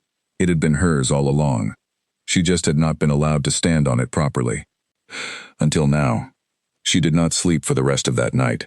Not from agitation. She was past agitation, had crossed into a country past it, but because the mark on her wrist was alive in a way that was entirely new, the seal gone, and the true mark there instead, and the true mark communicated things. She had not expected this. She had known the rank would be different. She had not known that it would feel like someone had turned on a light in a very large room, that she had been navigating in the dark. She lay in her bed, and she felt the territory. That was the only description she had. She felt it the way you feel a room when you are in it. Not specifically, not a detail at a time, but as a whole, a presence that had edges and a center, and things happening in it. The particular aliveness of a place you belong to. She felt the trees at the western boundary, and the cold store east wall and the eastern spring, and the rebuilt den she had never shown anyone, and the great hall, and the path between them, and all of it. She had been taking care of this place for 7 weeks. She had not known she was allowed to. At dawn she got up. She was at the stores at her usual time, working the morning check, when Doris came in at 7:30, with an expression that was trying to be professional and was not quite making it. "The king has summoned a formal hearing," Doris said. "I know. Today, this morning, for 10. A pause. "Gregor has been confined to his quarters." She looked at Doris. Doris was a straightforward person. She liked numbers and she liked things in the correct order, and she was honest about both. She had been the first person in the pack, after Alara found the ledger error, to adjust her behavior toward her in any meaningful way, not with warmth, not with apology, just with the simple practical adjustment of someone who had updated their understanding of a situation. "Who told you?" Alara asked. "The general posted it on the notice board at 6 this morning." Doris folded her hands on the doorframe. "It's on the main notice board. Everyone knows." Alara nodded. "Alara." Doris paused, then, "The notation in the records. About the early sealing. I never saw it before. I want you to know that." She looked at her. "I know," she said. "If I had." "I know," Alara said again, more gently. Doris nodded once, then she left. She finished the morning check. She was walking back across the main field toward the great hall, when Petra fell into step beside her. They walked for a moment in silence. The morning was cold, and the field was wet, and the great hall ahead was lit from within, warm light through the windows, people visible moving inside. "I knew something was wrong," Petra said. "Since you were small, I knew something about it was wrong, but I didn't know what. I didn't." She stopped. I laughed. She meant designation day, the specific laugh, the release of air that was not quite laughter, but was more than nothing. Alara walked. "I know. I don't expect you to." Petra. Silence. "You were afraid," Alara said. "And you didn't know what you were afraid of. That's different from cruelty." They walked. "You should have been angry at me," Petra said. Alara thought about it honestly. "I was," she said. "A little, not for long." "Why not?" She thought about the anger that was like a tool, the sweet familiar thing she reached for when she needed to be steady. She thought about how it had moved through her and out the other side on designation day, and on the night the pack laughed at her on the path, and on the morning Gregor called her an embarrassment. She said, "Because I needed the energy for other things." They reached the great hall doors and stopped. Petra looked at her. Her face was doing its complicated thing, the social surface and the underneath visible at the same time. The cousin who had been kind when they were children, and had grown up into someone who prioritized her own standing, and was now looking at the cost of that. "Whatever happens today," Petra said, "I'm not going to be in the wrong room." Alara looked at her. Then she pulled the door open and they went in together. The formal hearing was in the records hall, which was the largest interior space in the pack's great hall complex, normally used for the full pack assemblies that occurred twice a year. Long rows of benches, high windows, a formal table at the front where the hearing panel would sit. The panel was already seated when she arrived. The king at the center, the senior advisor Aldous at his right, Harriet at his left. The general standing at the right wall, not seated, not at the table, simply present at the wall with his arms loose and his eyes on the room. The pack had filled the benches. She had expected this. The hearing was posted, the pack knew, and nobody who was given the option would choose to not be present. She walked to the front of the room. There were 2 seats at a small table facing the panel, positioned the way witness seats were positioned in formal proceedings, slightly to the left of center, giving the panel full view. She sat in the right-hand one. The chair to the left of her was empty. They brought Gregor in. He came in from the side door, flanked by 2 of the king's guard, and he walked to the left-hand seat and sat down. He was not restrained. He was not disheveled. He sat with the posture of a man who had spent years at the head of things and whose body had not yet adjusted to no longer being there. He did not look at Alara. The king looked at both of them. He said, "This hearing has been convened under Royal Wolf Law, specifically the provisions regarding interference with natural rank designation." He was reading from a single paper, but he was not reading in the way of someone following text. He was using the paper as a formal anchor, the words already his. The evidence before this panel includes the original designation day records for Ilara Voss, annotations made by the elder Aldrich, cross-reference records from the period prior to that designation day, testimony from the king's senior advisor Aldous, testimony from PAC Records officer Doris, and direct physical evidence observed by myself and 3 members of the king's guard. The room was very quiet. The king set the paper down.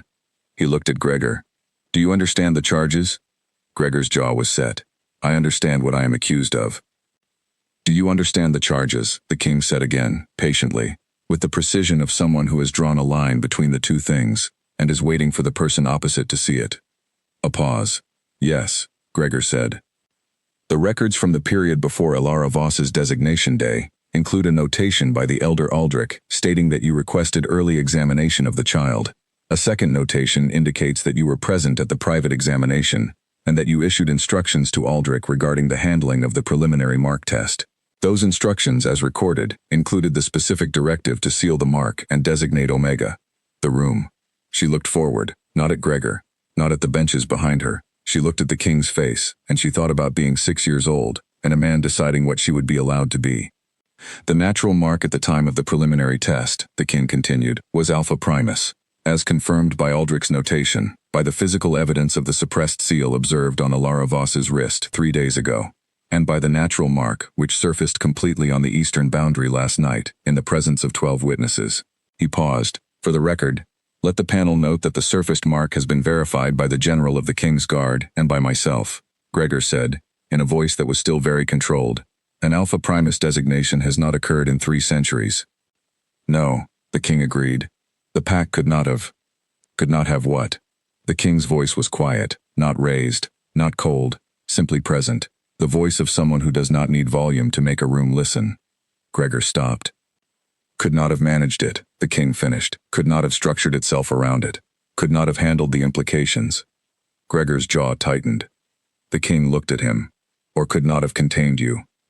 The room made a sound, not loud, but the collective breath of a large group of people absorbing something simultaneously.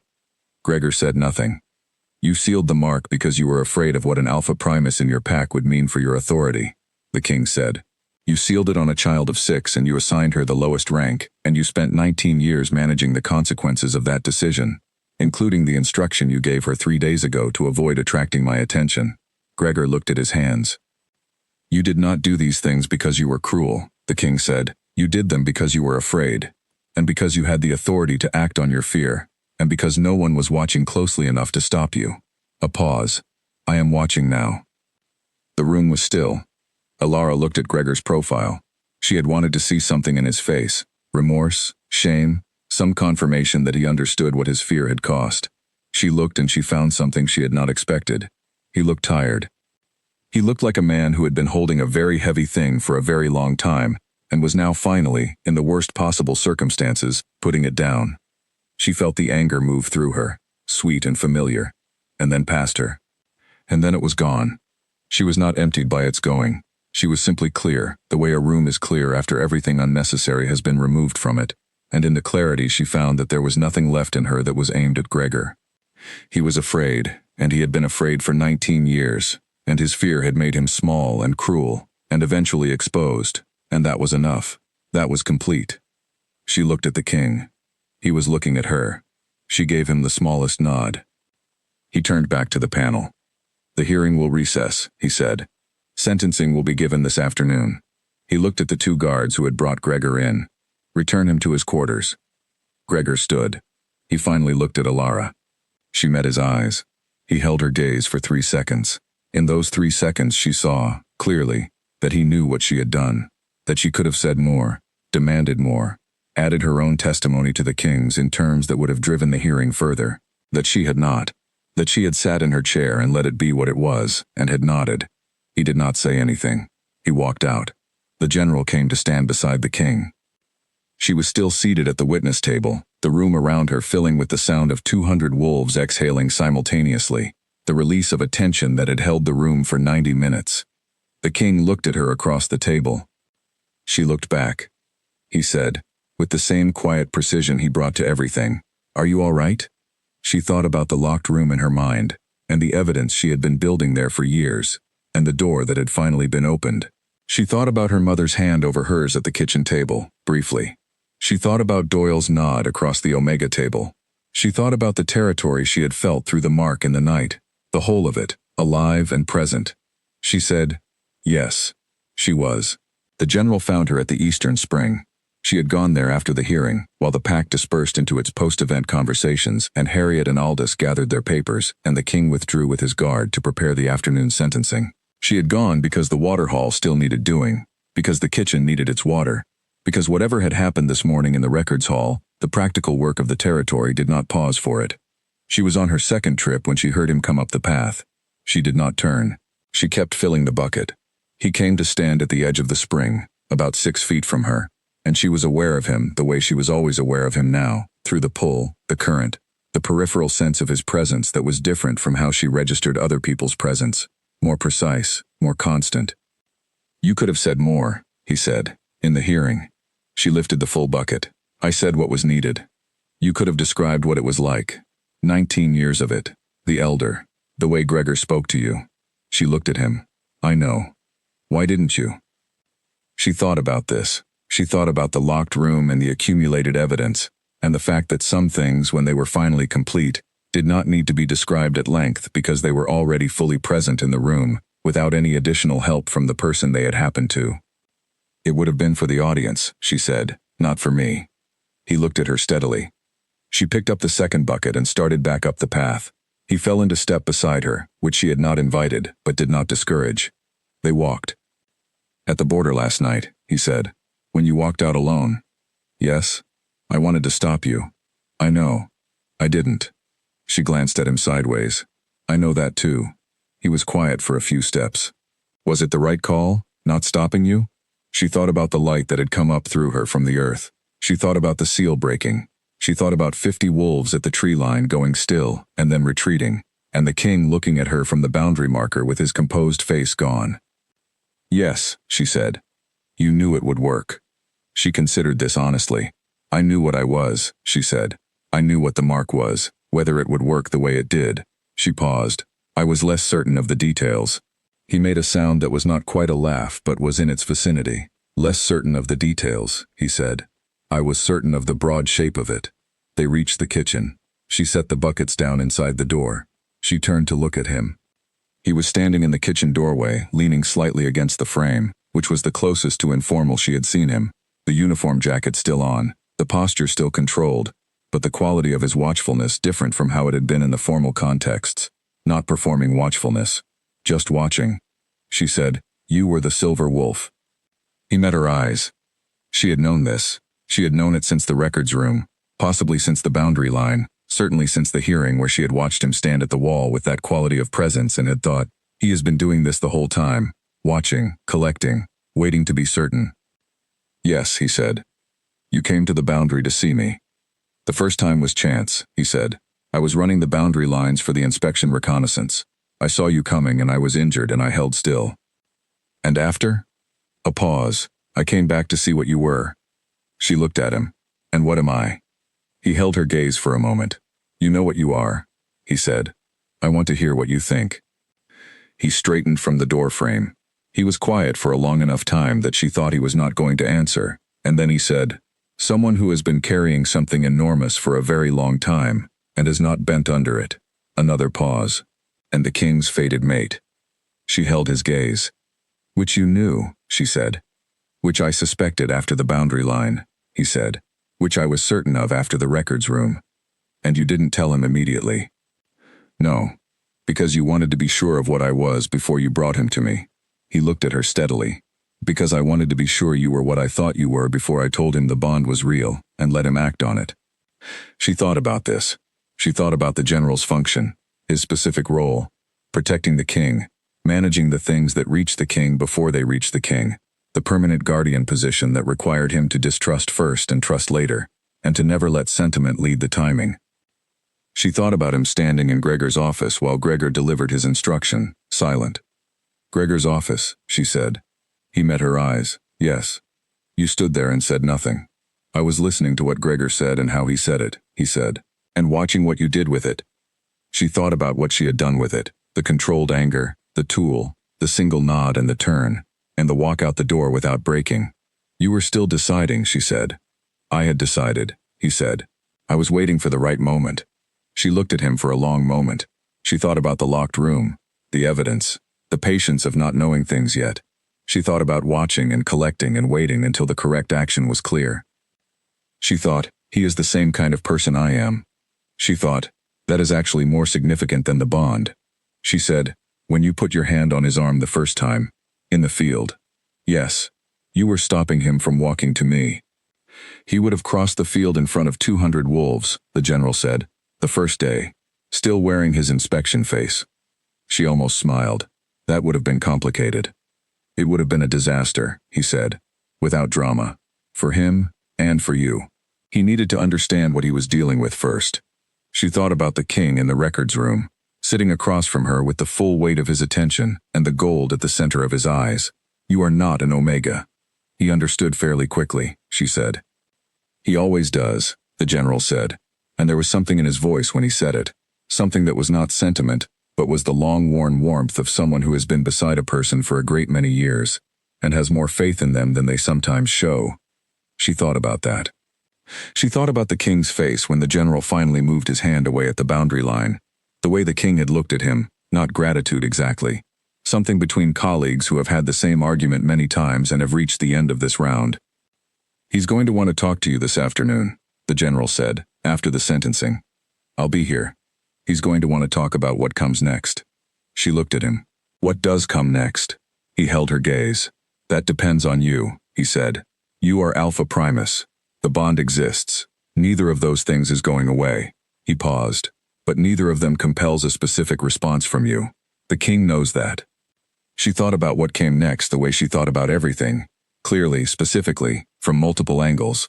She was Alpha Primus, the highest rank, a rank so rare it had not existed in active form in 3 centuries. She was standing in a kitchen doorway in the pack she had grown up in, having just come from the formal hearing that had unraveled 19 years of a false mark, having just spent the morning doing the water haul because the kitchen needed its water. She was the king's fated mate. She could feel the bond as a settled certainty, specific and unmoving, the way true things were. She was also 19 years old and had grown up Omega and had never been outside this territory. She held all of this in her mind at the same time. She said, "What is the king like when no one is watching?" The general looked at her. She waited. He said, impatient. A pause. About specific things. When he sees a problem and cannot fix it immediately, he becomes impatient. He is not generally impatient. He has learned to govern well, and governing requires patience. But when it is personal, he finds it harder. She thought about the king's face across the inspection field on the first day, the boredom she had read in his careful performance of the ceremony. A man who had been performing patience for a very long time about something very personal. What else? She said. He reads everything, the general said. He reads constantly. He will read anything you put in front of him. He has 3 rooms of books at the royal residence and he has read all of them. She thought about her small notebook, her shelves of old pack records and building manuals and history books that nobody else read. What else? She said. The general's expression was doing something she had not seen it do before. The vibration in the wall was surface level now, not deep, visible without effort. She thought it might be amusement, though it was the most restrained version of amusement she had ever seen on a person's face. He is going to ask you about the corrected ledger system, the general said. This afternoon, when he talks to you about what comes next, he is going to ask about the ledger system first, because he has been thinking about it since Harriet's report, and he cannot get the methodology out of his head. She stared at him. She said, "He's the king." Yes. He is about to offer me a position as his mate and co-ruler, and he is going to open by asking about the ledger methodology. Probably, the general said, not apologetically, as a statement of fact delivered by someone who had made his peace with this characteristic of the person he protected. She thought about the king's face in the records room, the way he had read her annotation margins, the way the question about the accounting error had come before every other question, the way he had not been bored in that room. She said, "I like him." The general looked at her. She said, "I mean beyond the bond. I like him as a person." "I know," the general said. "You've known this would happen since the boundary line." "I hoped it would happen," he said, with a precision she was learning to expect from him. The exact word, never the approximate one. I did not assume. She looked at him for a long moment. She thought about the silver wolf on the boundary line, watching her close the wound with his pale gray-silver eyes, the intelligence in them that had no business being in an animal's face. She thought about him coming back. She thought about the 3 wolves he had brought, his soldiers, she now understood, the guard in their wolf forms, taking his order to come and look at the thing he had found. She thought about all of it, and she said quietly, "Thank you." He looked at her. "For being careful with him," she said, "and for deciding I was real." He held her gaze for a moment. Then he nodded, once. The same nod Doyle had given her across the Omega table, the nod of one steady person to another. He left. She stood in the kitchen doorway for a moment, feeling the territory around her, the warm sense of it that the true mark gave, the presence of the whole place at once. She felt the great hall, where Harriet and Aldous were still going through papers. She felt the eastern tree line, quiet now, the night's drama gone from it, just the forest. She felt the rebuilt den at the western edge. She picked up her notebook from the counter where she had set it that morning. She opened it to a clean page. She wrote, "The ledger methodology can be adapted for use across multiple pack territories if the base categories are standardized first. The standardization would take approximately 3 weeks of coordinated work with each pack's records keeper." She looked at what she had written. She thought about the king asking about it this afternoon. She thought, "We are going to get along." She thought, "This is going to be the most interesting life I have ever almost not had." She capped her pen. She put the notebook in her pocket. She went back to work. The afternoon came in gray and cold, the autumn light thinning early the way it did toward the end of the season.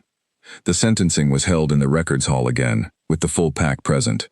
The king delivered it the same way he had delivered the morning session, sitting, unhurried, precise, with no elevation of voice and no theatrical timing. Gregor was removed from his position as Pack Alpha, effective immediately. His authority was suspended pending a full review by the Office of Territorial Affairs. The elder Aldrich, who was too old and too ill to attend the hearing in person, received his ruling in writing, formal censure and the permanent revocation of his mark-sealing authority. The elder Doyle was appointed to manage pack operations temporarily. Ilara, seated in the records hall audience this time rather than at the witness table, watched Doyle's face when his name was read. He received it the way he received everything, with the focused calm of a man who had made his peace with everything. He nodded once, to the king, and then turned and looked at Ilara with an expression she could finally read clearly. He had always known, or suspected, or held open the question. She nodded back. After the sentencing, while the hall cleared, the king's advisor Aldous came to find her. "The king would like to meet in the antechamber," Aldous said. "Half an hour, when the hall has cleared." "Yes," she said. She went to the kitchen first. She made tea. She needed something to do with her hands, and she drank half of it and set the cup down and went to the antechamber. He was already there. No advisors, no guard. The general was outside the door. She could feel his presence the way she was learning to register it, the specific quality of his attention that was always slightly separate from a room while being completely aware of it. The king was standing at the window, looking out at the gray afternoon, and he turned when she came in. He said, without preamble, "The ledger correction system. I want to understand how you arrived at the cross-reference method." She looked at him. She said, "That's what you want to start with." "I've been thinking about it since Harriet's report," he said. "The methodology is applicable at the regional level, possibly across all territories, but the standardization would need to account for the variation in how different packs categorize their surplus stock, and I'm not sure the current categories are compatible." She stared at him. She said, "I wrote notes about that this morning." He looked at her. She said, "The base categories would need standardizing first. 3 weeks, approximately, with each pack's records officer." He was very still for a moment. Then he said, "You wrote notes about the regional application this morning, after the hearing. While you were doing the water haul, I had time on the path." He looked at her with those clear, gold-centered eyes, and the expression on his face was the one from the antechamber the first night. Composed, gone. All of it gone. Just the man underneath looking at her with something she had no word for because the word for it was much simpler than any of the words she had been using. He sat down. He said, "Sit down." She sat. He said, "The notes. Show me." She got out her notebook. They spent 40 minutes on the ledger methodology. She showed him the base category standardization approach, and he asked 3 specific questions, and she answered them, and he made his own notes in a small notebook he pulled from his jacket that was, she noticed, very similar to hers in size and the closeness of the handwriting. Small and precise, every line used, no space wasted. She noticed that and put it in the back of her mind. When they had finished, he closed his notebook and she closed hers, and there was a pause in which the task was done, and the next thing was present, unnamed. He said, "I want to ask you something, and I want you to answer honestly, even if you think the honest answer is inconvenient." She looked at him. "All right. Did you know about the bond before I arrived?" She thought about this carefully. "I suspected something," she said. "The pull I felt when the general arrived was the first time I felt something I couldn't name as a known thing. When you arrived, it was unmistakable. But you didn't know what it was." "I knew what it was," she said. "I had read about it. I had no personal framework for it." He nodded. "What did you feel?" she asked, because she wanted to know, and because it was the kind of question she asked when she wanted to know something. He looked at her for a moment. Then, "I stopped walking." She waited. "I have walked into territories for 11 years, he said. "I have attended ceremonies, reviewed packs, met every kind of wolf in every kind of circumstance. I have not stopped walking in the middle of a formal presentation since I was 8 years old, and made a mistake in the greeting address, and had to stop to correct it." He paused. "I stopped walking." She held his gaze. "And then," he said, "you held my eye contact. Every other wolf in the territory looked away. You didn't." She said, "I was curious about why you'd stopped." He almost smiled. It was the second time she had seen him almost smile, and she was beginning to understand that it was not restrained. It was simply the proportions of a man whose actual smile was large enough that almost was the right choice in most situations. He said, "I need to tell you something about what Alpha Primus means in practical terms." "Tell me," she said. He laid it out the way she would have laid it out, clearly, in correct order, with the distinctions between what was law and what was tradition, and what was within her discretion marked as they came. He told her what the rank meant in relation to his own, above, formally, though the relationship between Alpha Primus and the reigning king was a nuanced one that had last been tested 3 centuries ago, and had left interesting records that he had read and could discuss at length if she wanted. She said she would want that. He told her what the bond meant, legally and practically. He told her what a formal declaration would require. He told her what life at the royal residence involved, the court, the councils, the territorial administration, the international relations with the Wolf Nation's neighbors. He told her all of it plainly, and without making it smaller or larger than it was. When he was done, he said, "I am not going to tell you that you have to decide today, or tomorrow, or this week." She looked at him. She thought about what the general had said. He will not compel a fated bond. She thought about the territory she had felt through the new mark. She thought about her mother's hand over hers. She thought about the rebuilt den and the corrected ledger and the waterhall path she had walked every morning for 7 weeks. She thought about 3 books worth of old pack records and an interest in things connecting. She said, "Tell me about the rooms of books." He stopped. She said, "The general told me you have 3 rooms of books at the royal residence and you have read all of them." The almost smile appeared, then it became the actual smile. It was exactly as large as she had thought it would be. He said, "The 3rd room is mostly administrative records from the last 2 centuries. I know they don't count, strictly speaking." She said, "Administrative records count." He looked at her. She said yes. He was very still. She said, "I'm not saying yes because of the bond, though the bond is real and I know it. I'm saying yes because I have read the administrative records too, and I have opinions about how they could be better organized, and because whatever I am is large enough that I have not been able to fit it into this territory for 19 years, and because your general has gray-silver eyes in both his forms, and he came back to the boundary line to make sure I was real, and because you asked about the ledger first." She paused. "Those are my reasons." He held her gaze for a long time. Then he said, "The 3rd room's organizational system is genuinely not ideal." She said, "I could fix it in 2 days." He said, "I know you could." They looked at each other.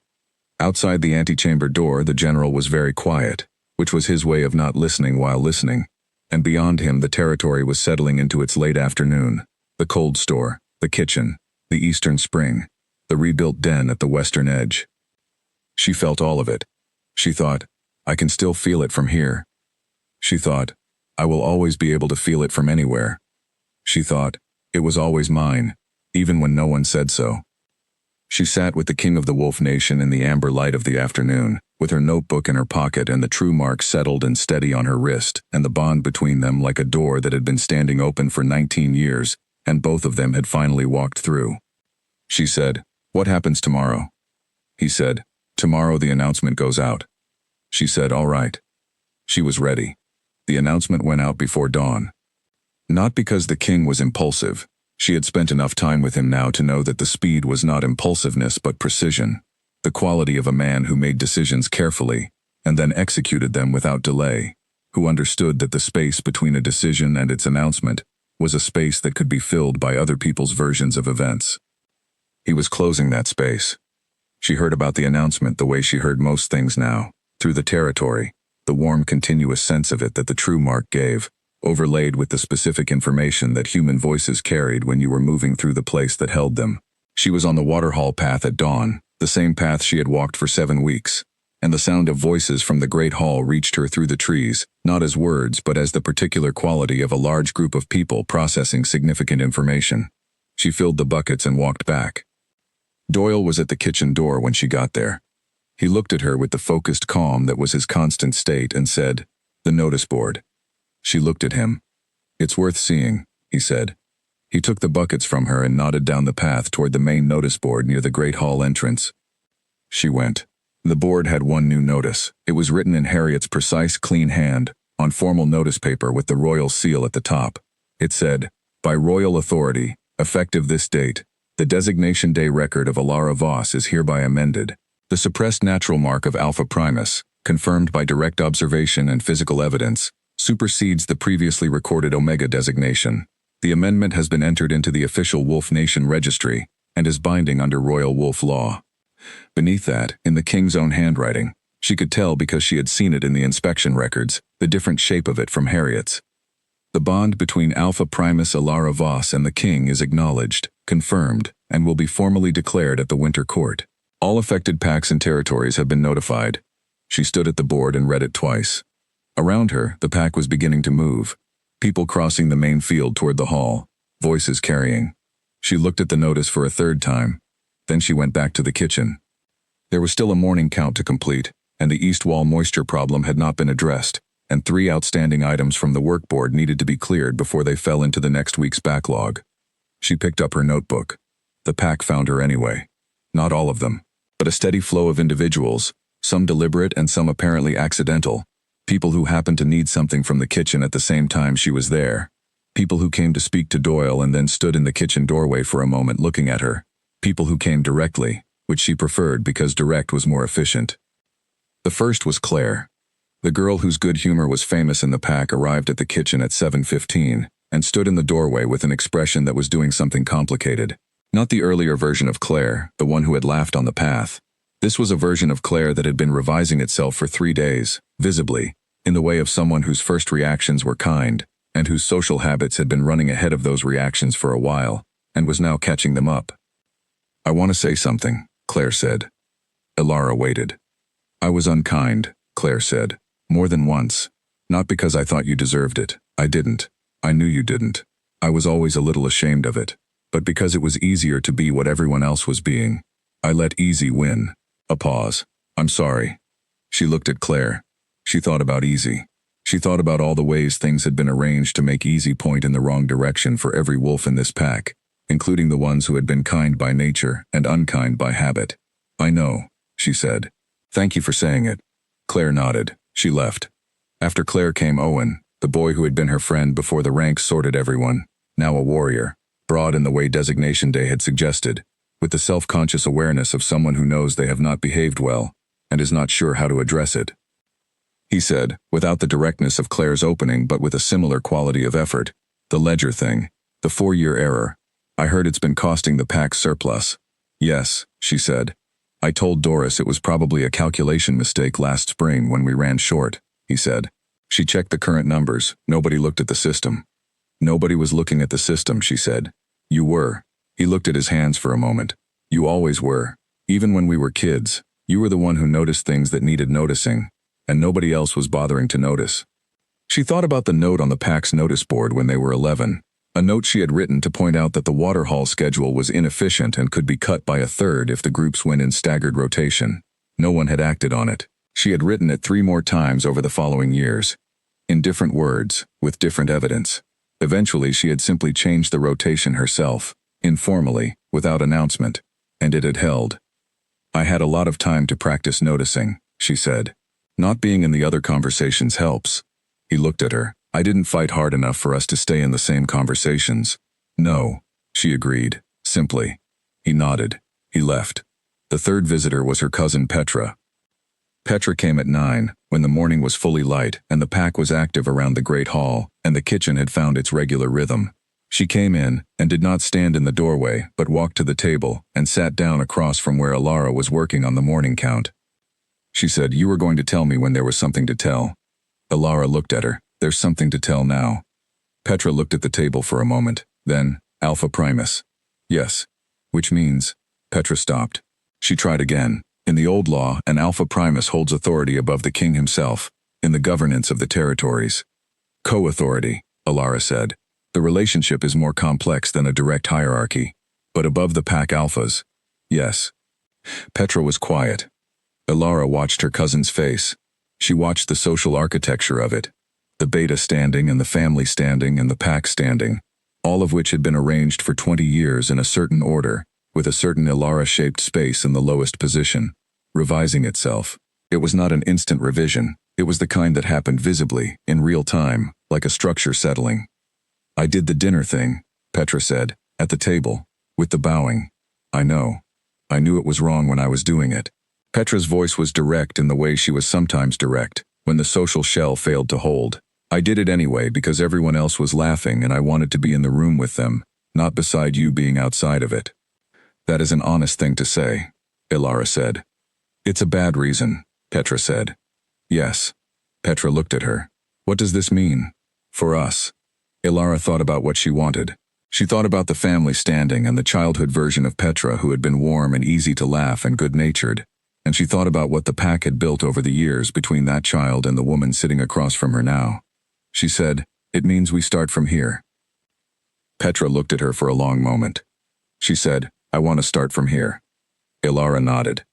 They sat in a silence that was different from the silence they had been sitting in for years, this one with its doors open. The king arrived at the kitchen at 11. No ceremony, no guard at his shoulder. He came in through the kitchen door the way she had come in every morning for 7 weeks, simply because the kitchen door was the nearest one to the path he had been walking. He was in a plain jacket again, and he was carrying a small stack of papers, and he looked completely unsurprised to find her at the morning count. "The regional records officers," he said.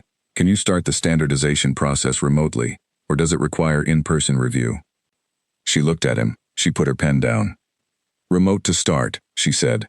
"I'd need sample records from each territory to assess the category variations first, then probably 1 visit per territory, sequenced over approximately 6 weeks."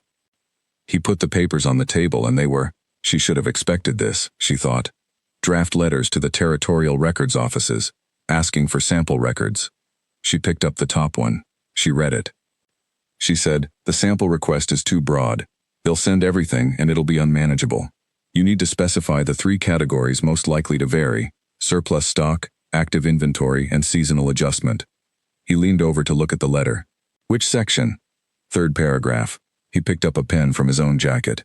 He marked the section. "What's the specific language?" She told him. He wrote it. They worked through the 6 letters in 40 minutes. The pack, which had been maintaining a respectful distance from the kitchen all morning, had accumulated a quiet and fascinated cluster at the kitchen door by noon. Not pushing in, not making noise, simply present, the way the pack was present at things it collectively decided were significant. She was aware of them the same way she was aware of the territory, peripherally, constantly, accurately. She did not acknowledge them, neither did the king. They worked through the letters. When the last one was done, the king set his pen down and looked at the completed stack with the expression of someone who has solved a practical problem and is satisfied by the solving. She understood that expression. She made it herself, in the stores, when the counts came right. She said, "You're going to want to tour the rebuilt den." He looked at her. She said, "I built it during the 3rd week. It's at the western edge. The construction technique is from a 300-year-old building manual that nobody reads anymore. You would find it interesting." He looked at her for a long moment. He said, "Show me." They walked out of the kitchen and across the main field and into the western tree line, and the cluster of pack wolves at the kitchen door watched them go with the attentiveness of people who had the strong feeling that they were witnesses to something, though they could not have named the something exactly. The den was in its clearing, catching the noon light through the gap in the canopy. She watched him see it, watched him walk around it once, looking at the stonework, then stop at the entrance and look at the roof. He said, "The weight distribution on the timber frame is different from the standard method. The old method is more stable in high wind," she said. "The standard method prioritizes speed of construction." He looked at the frame for another moment. "Who taught you this?" "The manual. And then the building." He turned to look at her. "You taught yourself from an old book and then you built it." "I had the evenings."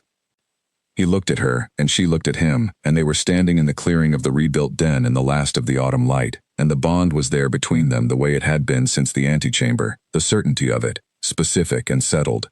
He said, "I want to show you the third room." She said, "The administrative records room. The organizational system is genuinely poor." She said, "I know what I said yesterday. You said you could fix it in 2 days. I could fix it in 2 days. I'll hold you to that," he said. She looked at him. She thought about everything she had been accumulating in the locked room for 19 years. The white light, the something enormous, the coal under ash, the warmth in her hands, the healed wing and the healed leg and the corrected ledger and the rebuilt den, and all the things she had done with complete attention in the belief that they mattered, even when no one was saying they mattered. She thought, "Someone is saying it now." She thought, "The room is open." She said, "I'll need to finish the morning count first." He said, "Of course." They walked back. The pack moved around them, not parting exactly, not ceremonially, but with the natural adjustment of people who have recalibrated their understanding of something, and whose behavior is updating to match. People she had passed invisibly for 7 weeks looked at her now. Not with awe. The awe was a thing that some of them felt, but the pack was practical, and practical people converted awe into adjustment fairly quickly.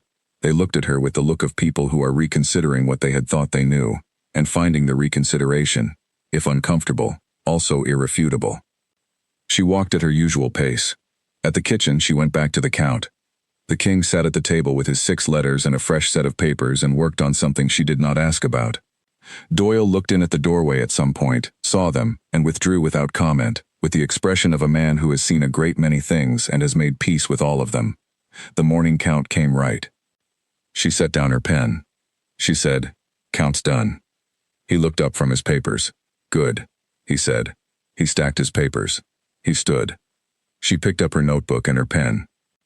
Outside the kitchen door, the pack was going about its afternoon, the regular sounds of a territory in its working hours, the same sounds she had been hearing every day, the same territory she had been tending for 7 weeks without being acknowledged as anything other than the omega in the stores, the same territory that had always been hers.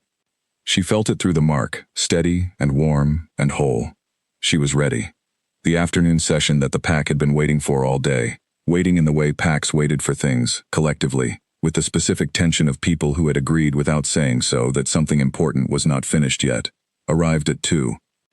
She knew it was coming because the general appeared at the kitchen door at 1:45 and said, in the direct economical way she was getting used to, "The tribunal, final session, they need you."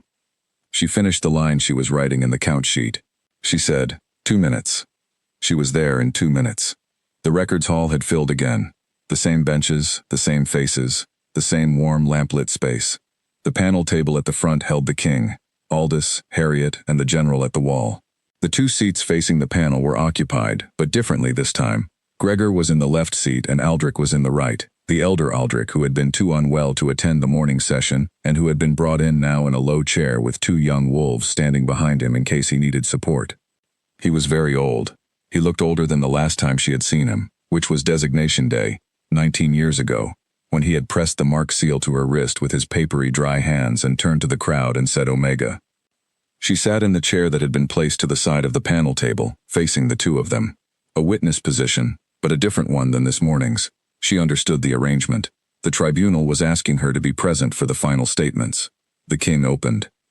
He summarized the morning's findings, the suppressed mark, the tampered seal, the notation in the records, the period of false designation. He stated what had been done and by whom, with the same precision and absence of drama that characterized everything he did. Then he said, "The panel will hear final statements from those responsible before sentencing is completed." He looked at Gregor. Gregor looked at his hands. He said, "Finally, I knew what she was. I have known since she was 6 years old, and Aldrich brought the preliminary results to me." He stopped. He started again. "I told myself that an Alpha Primus in a small territory like this one would be.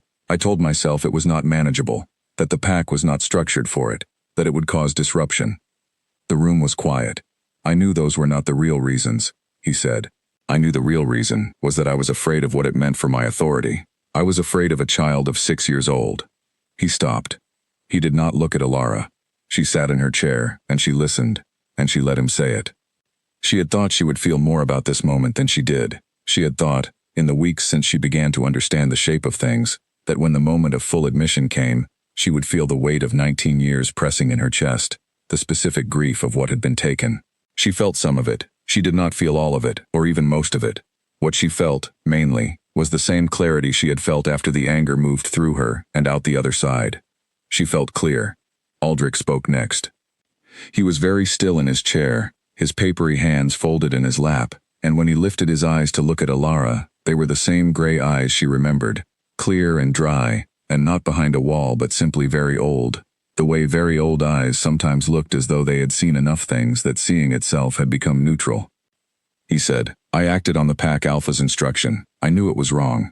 I knew what the mark was, and I knew that sealing it was not what the law required, and I did it anyway, because I was a coward, and because Gregor was powerful, and because what I was being asked to do seemed small at the time."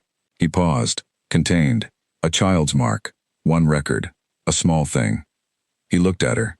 "It was not a small thing," he said. She looked back at him. She thought about 6 years old. She thought about not having the word for it, not understanding that a wrong had been done, only understanding that something inside her was wrong, that the mark did not match the feeling, that she was always too large for the container she had been given. She had spent 19 years in the wrong container. She said no, it was not. The room was silent. The king looked at her. He said quietly, "Do you wish to add a statement?" She had thought about this. She had decided, in the antechamber the night before, that she would let the evidence be the statement, and she was still decided. But she thought about it again now, sitting in the records hall with Gregor's hands in his lap, and Aldrich's old clear eyes on her face, and the pack at the benches behind her. She said the pack spent 19 years being led by someone who was afraid of a child. That fear shaped what they were allowed to be, because fear in a leader moves outward. It becomes the walls that everyone inside lives within. She paused. "I do not know what this pack would have been if the walls had been different. I know what I became within them, because I am here. Whatever else was taken, the 19 years of being told I was the least, what I am today came from those 19 years, partly. Not from the taking, from what I did with what remained." She looked at Gregor. "I don't need anything from you," she said. "Not apology and not remorse, and not the specific things you're afraid I'm going to ask for. I need the pack to have a leader who is not afraid of what they're leading. That is the only thing that was owed, and the only thing that actually matters." Gregor looked at her. She said, "I hope you find, eventually, what it feels like to not be afraid of the things in your care." Then she looked at the king. The king held her gaze for a moment. He said thank you, not formally. To her, specifically. He turned to the panel. He delivered the final sentencing. Gregor was removed from all leadership positions within the Wolf Nation's territories, permanently. Aldrich received the same. The Ashford Pack would be restructured under the temporary authority of Doyle pending the selection of a new alpha, the process for which would be overseen by Harriet from the Office of Territorial Affairs. He closed the panel. The room exhaled. She sat for a moment, while the hall began to clear around her, people moving to the exits, the energy of the room changing from the held tension of formal proceedings to the looser, louder energy of aftermath. She could hear Petra's voice somewhere behind her, talking to someone in the fast, specific way Petra talked when she was processing something significant. She could hear Doyle telling someone else that the afternoon store count still needed completing. She smiled. She stood. She walked to the front of the room, where the king was speaking in low tones with Harriet about the Ashford Pack's restructuring timeline. He looked up when she approached. He said 2 days. She said, "At least. The transition protocols are in the administrative records from the last Pack reformation. I haven't read them yet." He said, "I have." She said, "Of course you have." Harriet looked between them with the expression of someone who is professionally neutral about things that are not professionally relevant, and who had, over the past 3 days, developed a very precise assessment of how things stood. She said without inflection, "I'll need the new alpha selection criteria by the end of the week." Elara said, "Doyle should be involved in drafting them. He knows this territory." The king looked at her. She said, "He has been here his entire life. He has made his peace with everything, and he is the most reliably accurate person in this pack. That is what you want in the person who defines what the next leader should be." The king looked at Harriet. "Doyle," he said. Harriet made a note. Outside the records hall, the afternoon was gray and cold, and the pack was moving through it with the particular energy of a place that has had a significant thing happen and is beginning to reorganize around the fact of the significant thing being over. She could feel it through the mark, the territory settling, the same way it settled after the border incident, the same way it settled every evening when the day's activity moved toward its close. The mark on her wrist was cool and steady. She had felt it burning, blazing, cracking, and now it was simply there. The way her own heartbeat was simply there, not demanding attention, not requiring acknowledgement, simply present. She walked out into the gray afternoon. Behind her, the king said something to Harriet, and then followed her out. He came to stand beside her on the path. They stood for a moment, side by side, looking at the territory, the field, the great hall, the paths that ran between the buildings and the trees, the whole ordinary landscape of a small pack in the middle of the Wolf Nation that had been her entire world for 19 years. He said, "The third room is at the north end of the royal residence. The current organizational system is archived by acquisition date, which means the records from any given period are scattered across 3 separate sections." She said, "That's not a system. That's an absence of a system." "Yes." "How long has it been like that?" "As long as I've been in residence," he said. 40 years, approximately, before my time."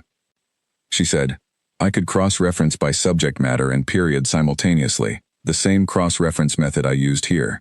The base categories would need—" "I'll give you the catalog," he said. "Tonight?" "Tonight," he said. She looked at him sideways. He was looking at the field, and the quality of his face was the one she had started to recognize as his private face, the one without the composed management, the one that was simply him, looking at things he found interesting or calming, or both. She said, "I have the water haul tomorrow morning. The Ashford pack has other Omegas who can do the water haul," he said. "They have Doyle and 2 others. The system I've been using is more efficient than the one they started with. If I leave without explaining it, they'll lose time relearning." He looked at her. She said, "I need 1 more morning." He said, "1 more morning." She looked back at the field. She thought about the eastern spring and the path through the trees at pre-dawn, and the particular quality of stillness in the forest at that hour, and the way she had always found it clarifying, and she thought about the fact that she was going to miss it. She was going to miss all of it, the stores, the morning count, the cold store east wall and the broken hinges and the ledgers that needed correcting, and the old building manual that nobody else read. She was also going to miss Doyle's nod across the table. She was going to miss Claire's face doing its complicated adjustment. She was even going to miss Petra's carrying laugh, which she had once found so wounding, and which she had come to understand was simply Petra. The volume of her, the presence of her, the way she filled whatever room she was in. She was going to miss the territory, but she would still feel it. She pressed her thumb against the mark on her wrist, and she felt the territory all around her, warm and clear and whole, every part of it at once. The spring and the stores and the great hall and the den at the western edge that she had built in 4 evenings and never shown to anyone until today.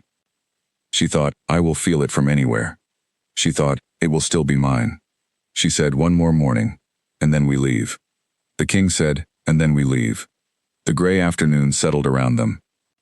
She was 19 years old. She had been born in this territory. She had been given the lowest mark and the farthest table and the most ordinary container the pack could find, and she had filled it past its edges for as long as she could remember, and now the container was gone. She had the mark on her wrist and the warmth in her hands and the bond beside her and the third room's administrative records waiting for her cross-reference system, and somewhere ahead of her, 3 centuries of an empty rank being handed back to the person it had always belonged to. She took a breath of the cold autumn air. She thought, "I was never an Omega." She had always known. She had just been waiting for everyone else to figure it out. She did the water haul one last time. The path was exactly as it had always been. Every root, every dip where rain collected, every leaning tree. The eastern spring was cold and clear and loud in the way water was loud in autumn, when the air around it had gone quiet. She filled both buckets and she stood at the spring for a long moment, not thinking particularly, just being in the place, feeling the specific combination of sounds and smells and the cold of the metal handles and the weight of the full water, all of it so familiar that she could close her eyes and reproduce it exactly. She opened her eyes. She walked back. At the kitchen, she handed the buckets to the morning Omega and explained, for the last time, the staggered rotation method that cut the haul time by a third. She had explained it 3 times now, to 3 different people, with a patience that was not patience from effort but patience from understanding. Understanding that the system was only as good as the people who could run it after she was gone. The other Omega, a young man named Peter who had been designated 2 seasons before Alara and who had the quiet self-sufficiency of someone who had found a way to be exactly what he was without distress, listened carefully and asked one good question and then nodded. "I'll show the others," he said. "The main thing is the staggered timing," she said. "The groups need to leave 8 minutes apart, not 15. 15 was the original interval, and it creates a bottleneck at the spring, when the second group arrives while the first is still filling. 8 minutes, he said. 8, she confirmed. She looked at the kitchen for a moment, the shelves she had reorganized, the count sheets she had standardized, the system that she hoped would hold when she was not here to maintain it. She thought, it will hold. Doyle will see to it. And Peter will explain the 8 minutes. She picked up her notebook. She went to find her mother. Her mother was in the small house at the edge of the territory, in the kitchen where she was always in the kitchen, standing at the stove in the early morning with a cup of tea she had not drunk. Alara came in and sat at the table. Her mother looked at her. She had the expression of someone who has been awake most of the night and has arrived, through sleeplessness, at a place beyond the anxiety she started in. "Today," her mother said. "Yes." Her mother sat down across from her. Outside the window, the morning was still dark, the sky just beginning to separate from the tree line at its edges. In an hour it would be full light. In 3 hours, the King's party would begin the eastern road journey that would take them out of Ashford territory, and she would be in it. Her mother said, "When I was 21, your father asked me to travel south with him. There was work in the southern territories, construction work, pack liaison work, the kind of short contract positions that young wolves took before they settled. I wanted to go." She paused. "I didn't go. I told him I wasn't ready, and he went alone and came back 6 months later, and I always wondered what the version of me who went would have been like, what she would have seen." Alara looked at her mother. Her mother had not told her this before. She thought about why she was telling her now, and she thought she understood. It was the kind of thing you said to your child when the thing you had been afraid would happen was happening, and you had arrived, finally, on the other side of the fear, and the other side looked different than you had thought. She said, "I'll write to you." Her mother said, "Every week." "Every week," Alara said, "or I'll have someone write on my behalf if I'm—" "You will write yourself," her mother said. She almost smiled. "Yes, I will." They sat together for a while, the way they had sat together for most of Alara's life, in a quiet that had its own furniture, its own familiar arrangement, the specific silence of 2 people who knew each other well and had spent many years saying less than they meant. Then her mother reached across the table and took her hand. Held it. Alara held back. Her mother said, with the directness that appeared sometimes, the directness that Alara had been wondering for years whether she got from her or from her father, "He is a good man? The king?" She thought about the 3 rooms of books and the precise handwriting, and the way he asked about the ledger first. She thought about the gold at the center of his gray eyes, visible only from close range. She thought about the general's hand on his arm, slow down, and the way the king had finally looked at the general's hand, and back at the general's face, and the general had moved the hand aside. She said yes. Her mother released her hand. She looked at the table surface, then she looked up. She said, "Go." She went. The pack was assembled at the eastern gate when she arrived. Not a formal assembly. Nobody had announced a departure ceremony, and she had not wanted one. But the pack had assembled anyway, the way packs assembled for things they had collectively decided were significant, which was without announcement and with total completeness. Every wolf in the territory was there. She stopped for a moment at the edge of the crowd and looked. 200 faces. All the faces she had known her whole life. She found Doyle near the front, his focused calm, his nod when her eyes found him. She found Petra in the middle of the crowd, standing with Claire and 2 other betas. Petra's face doing something that was resolving, finally, into something clean and open. She found Peter the Omega near the back, with the other Omegas. She found Owen near the warrior group, big and slightly awkward with emotion the way he had always been awkward with emotion. She looked at all of them. She thought about 7 weeks. She thought about the morning count and the corrected ledger and the rebuilt den and the staggered water rotation. She thought about every small thing she had done with complete attention, in the belief that it mattered, when no one was saying so. She thought, I was doing this for them, all along. Not because I owed them anything, because this was my territory and I take care of what is mine. She thought, I will always take care of what is mine. She walked through them. They did not cheer. She had not wanted cheering, and somehow the pack knew that, the way packs know things collectively that no individual in them has said. They let her through. Some of them nodded, the way Doyle had nodded. A few reached out briefly as she passed. A touch on the arm, a hand on her shoulder, a gesture that was not dramatic but was not nothing either. Her cousin Petra stepped forward when she was about 10 feet away and stopped in front of her. Petra said, "From here." Alara stopped. She looked at her cousin, at the broad, handsome face and the carrying voice and the laugh that filled rooms.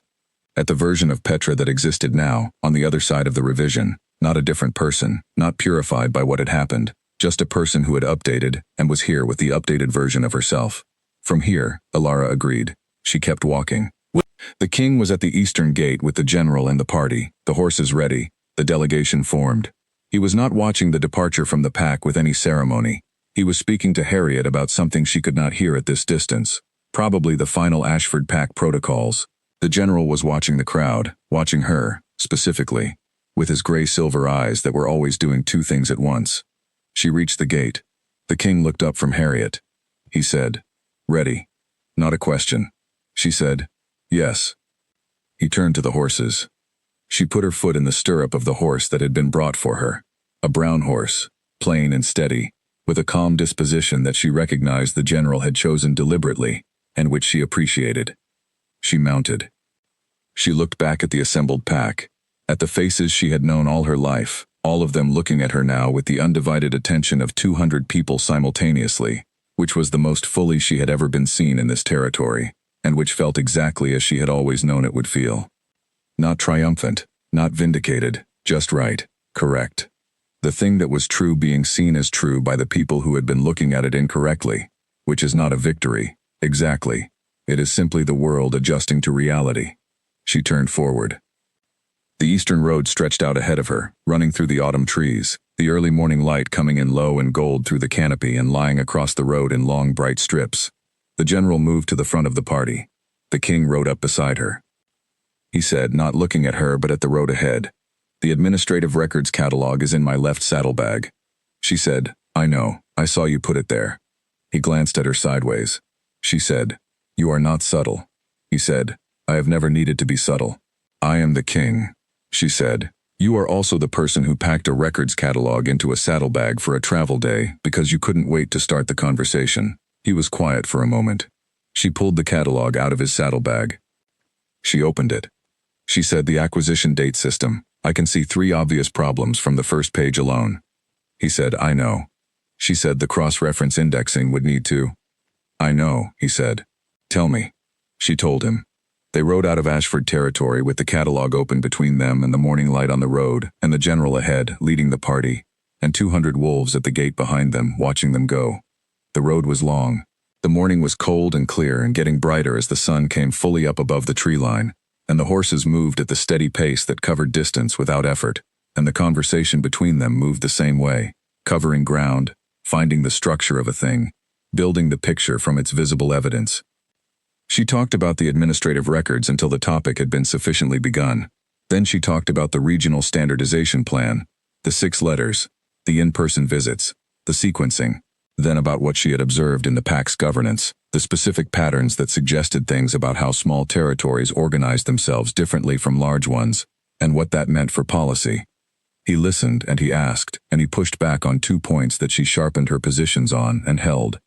He agreed with both sharpened positions. She noticed he was keeping score of the things she changed her mind on and the things she didn't. She was keeping the same score. At midday, the party stopped at a way station by the river, a stone building with a fire and provisions for exactly this kind of royal travel. And she ate, and she drank water from the river, and she looked at the road ahead, still long, another day and a half before the royal residence came into view. The general came to stand beside her at the river's edge. They stood in the comfortable silence of two people who had said enough. She said, "The third room. I have not been in it in 2 years," he said. "It is exactly as you imagine." She thought about 2 years' worth of administrative records from the Wolf Nation's territories piling up in acquisition order, in a room that could have had a proper system if anyone had taken 3 days to install one. She thought, "I will take 3 days." The general said, "He will follow you around for the first 2.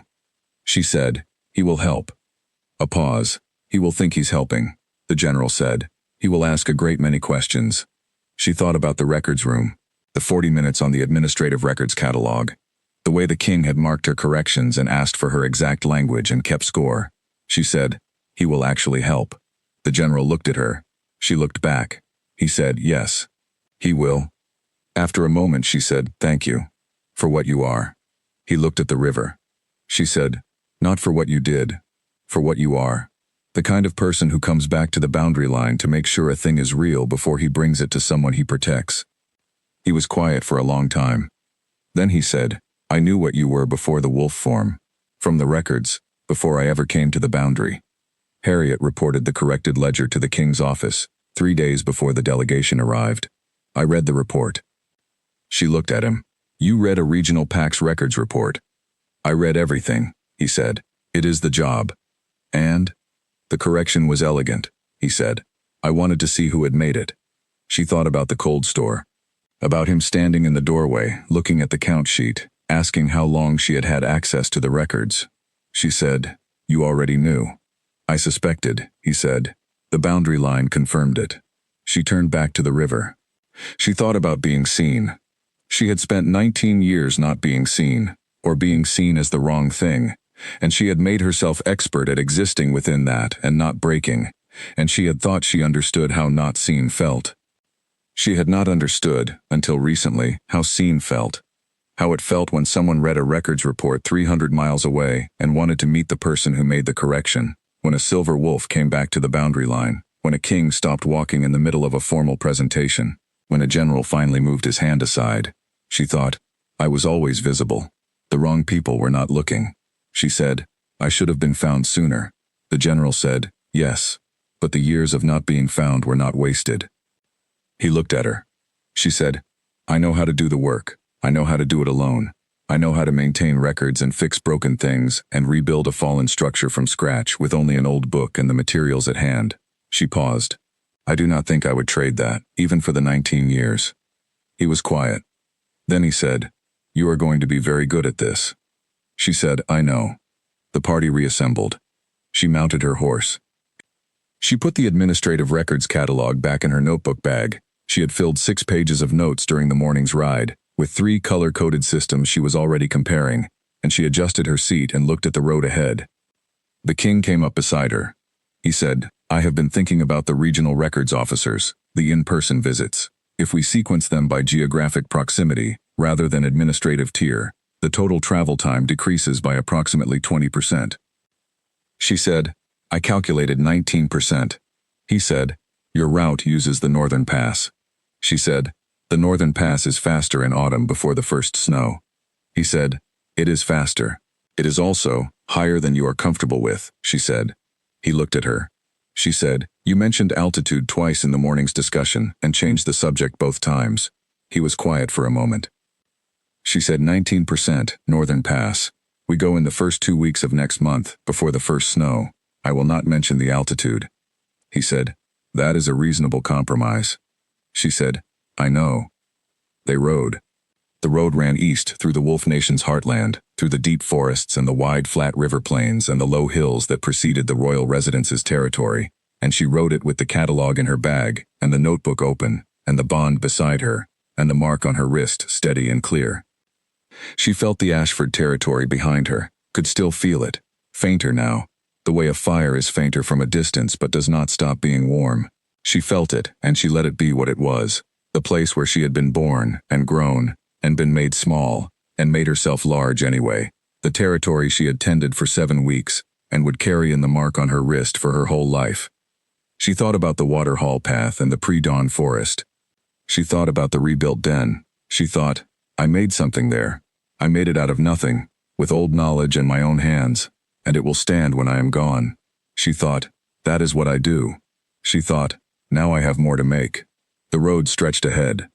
The king was talking about the administrative records catalog again, a specific notation system he thought could be adapted for the regional standardization. And she listened and she disagreed and she told him why, and he was quiet for a moment and then said yes. All right, yours is better. The general rode ahead of them. The autumn light ran gold and long across the road. She rode into it. She was ready. She had always been ready. The world had simply needed time to be ready for her. She was patient about that kind of thing. She always had been.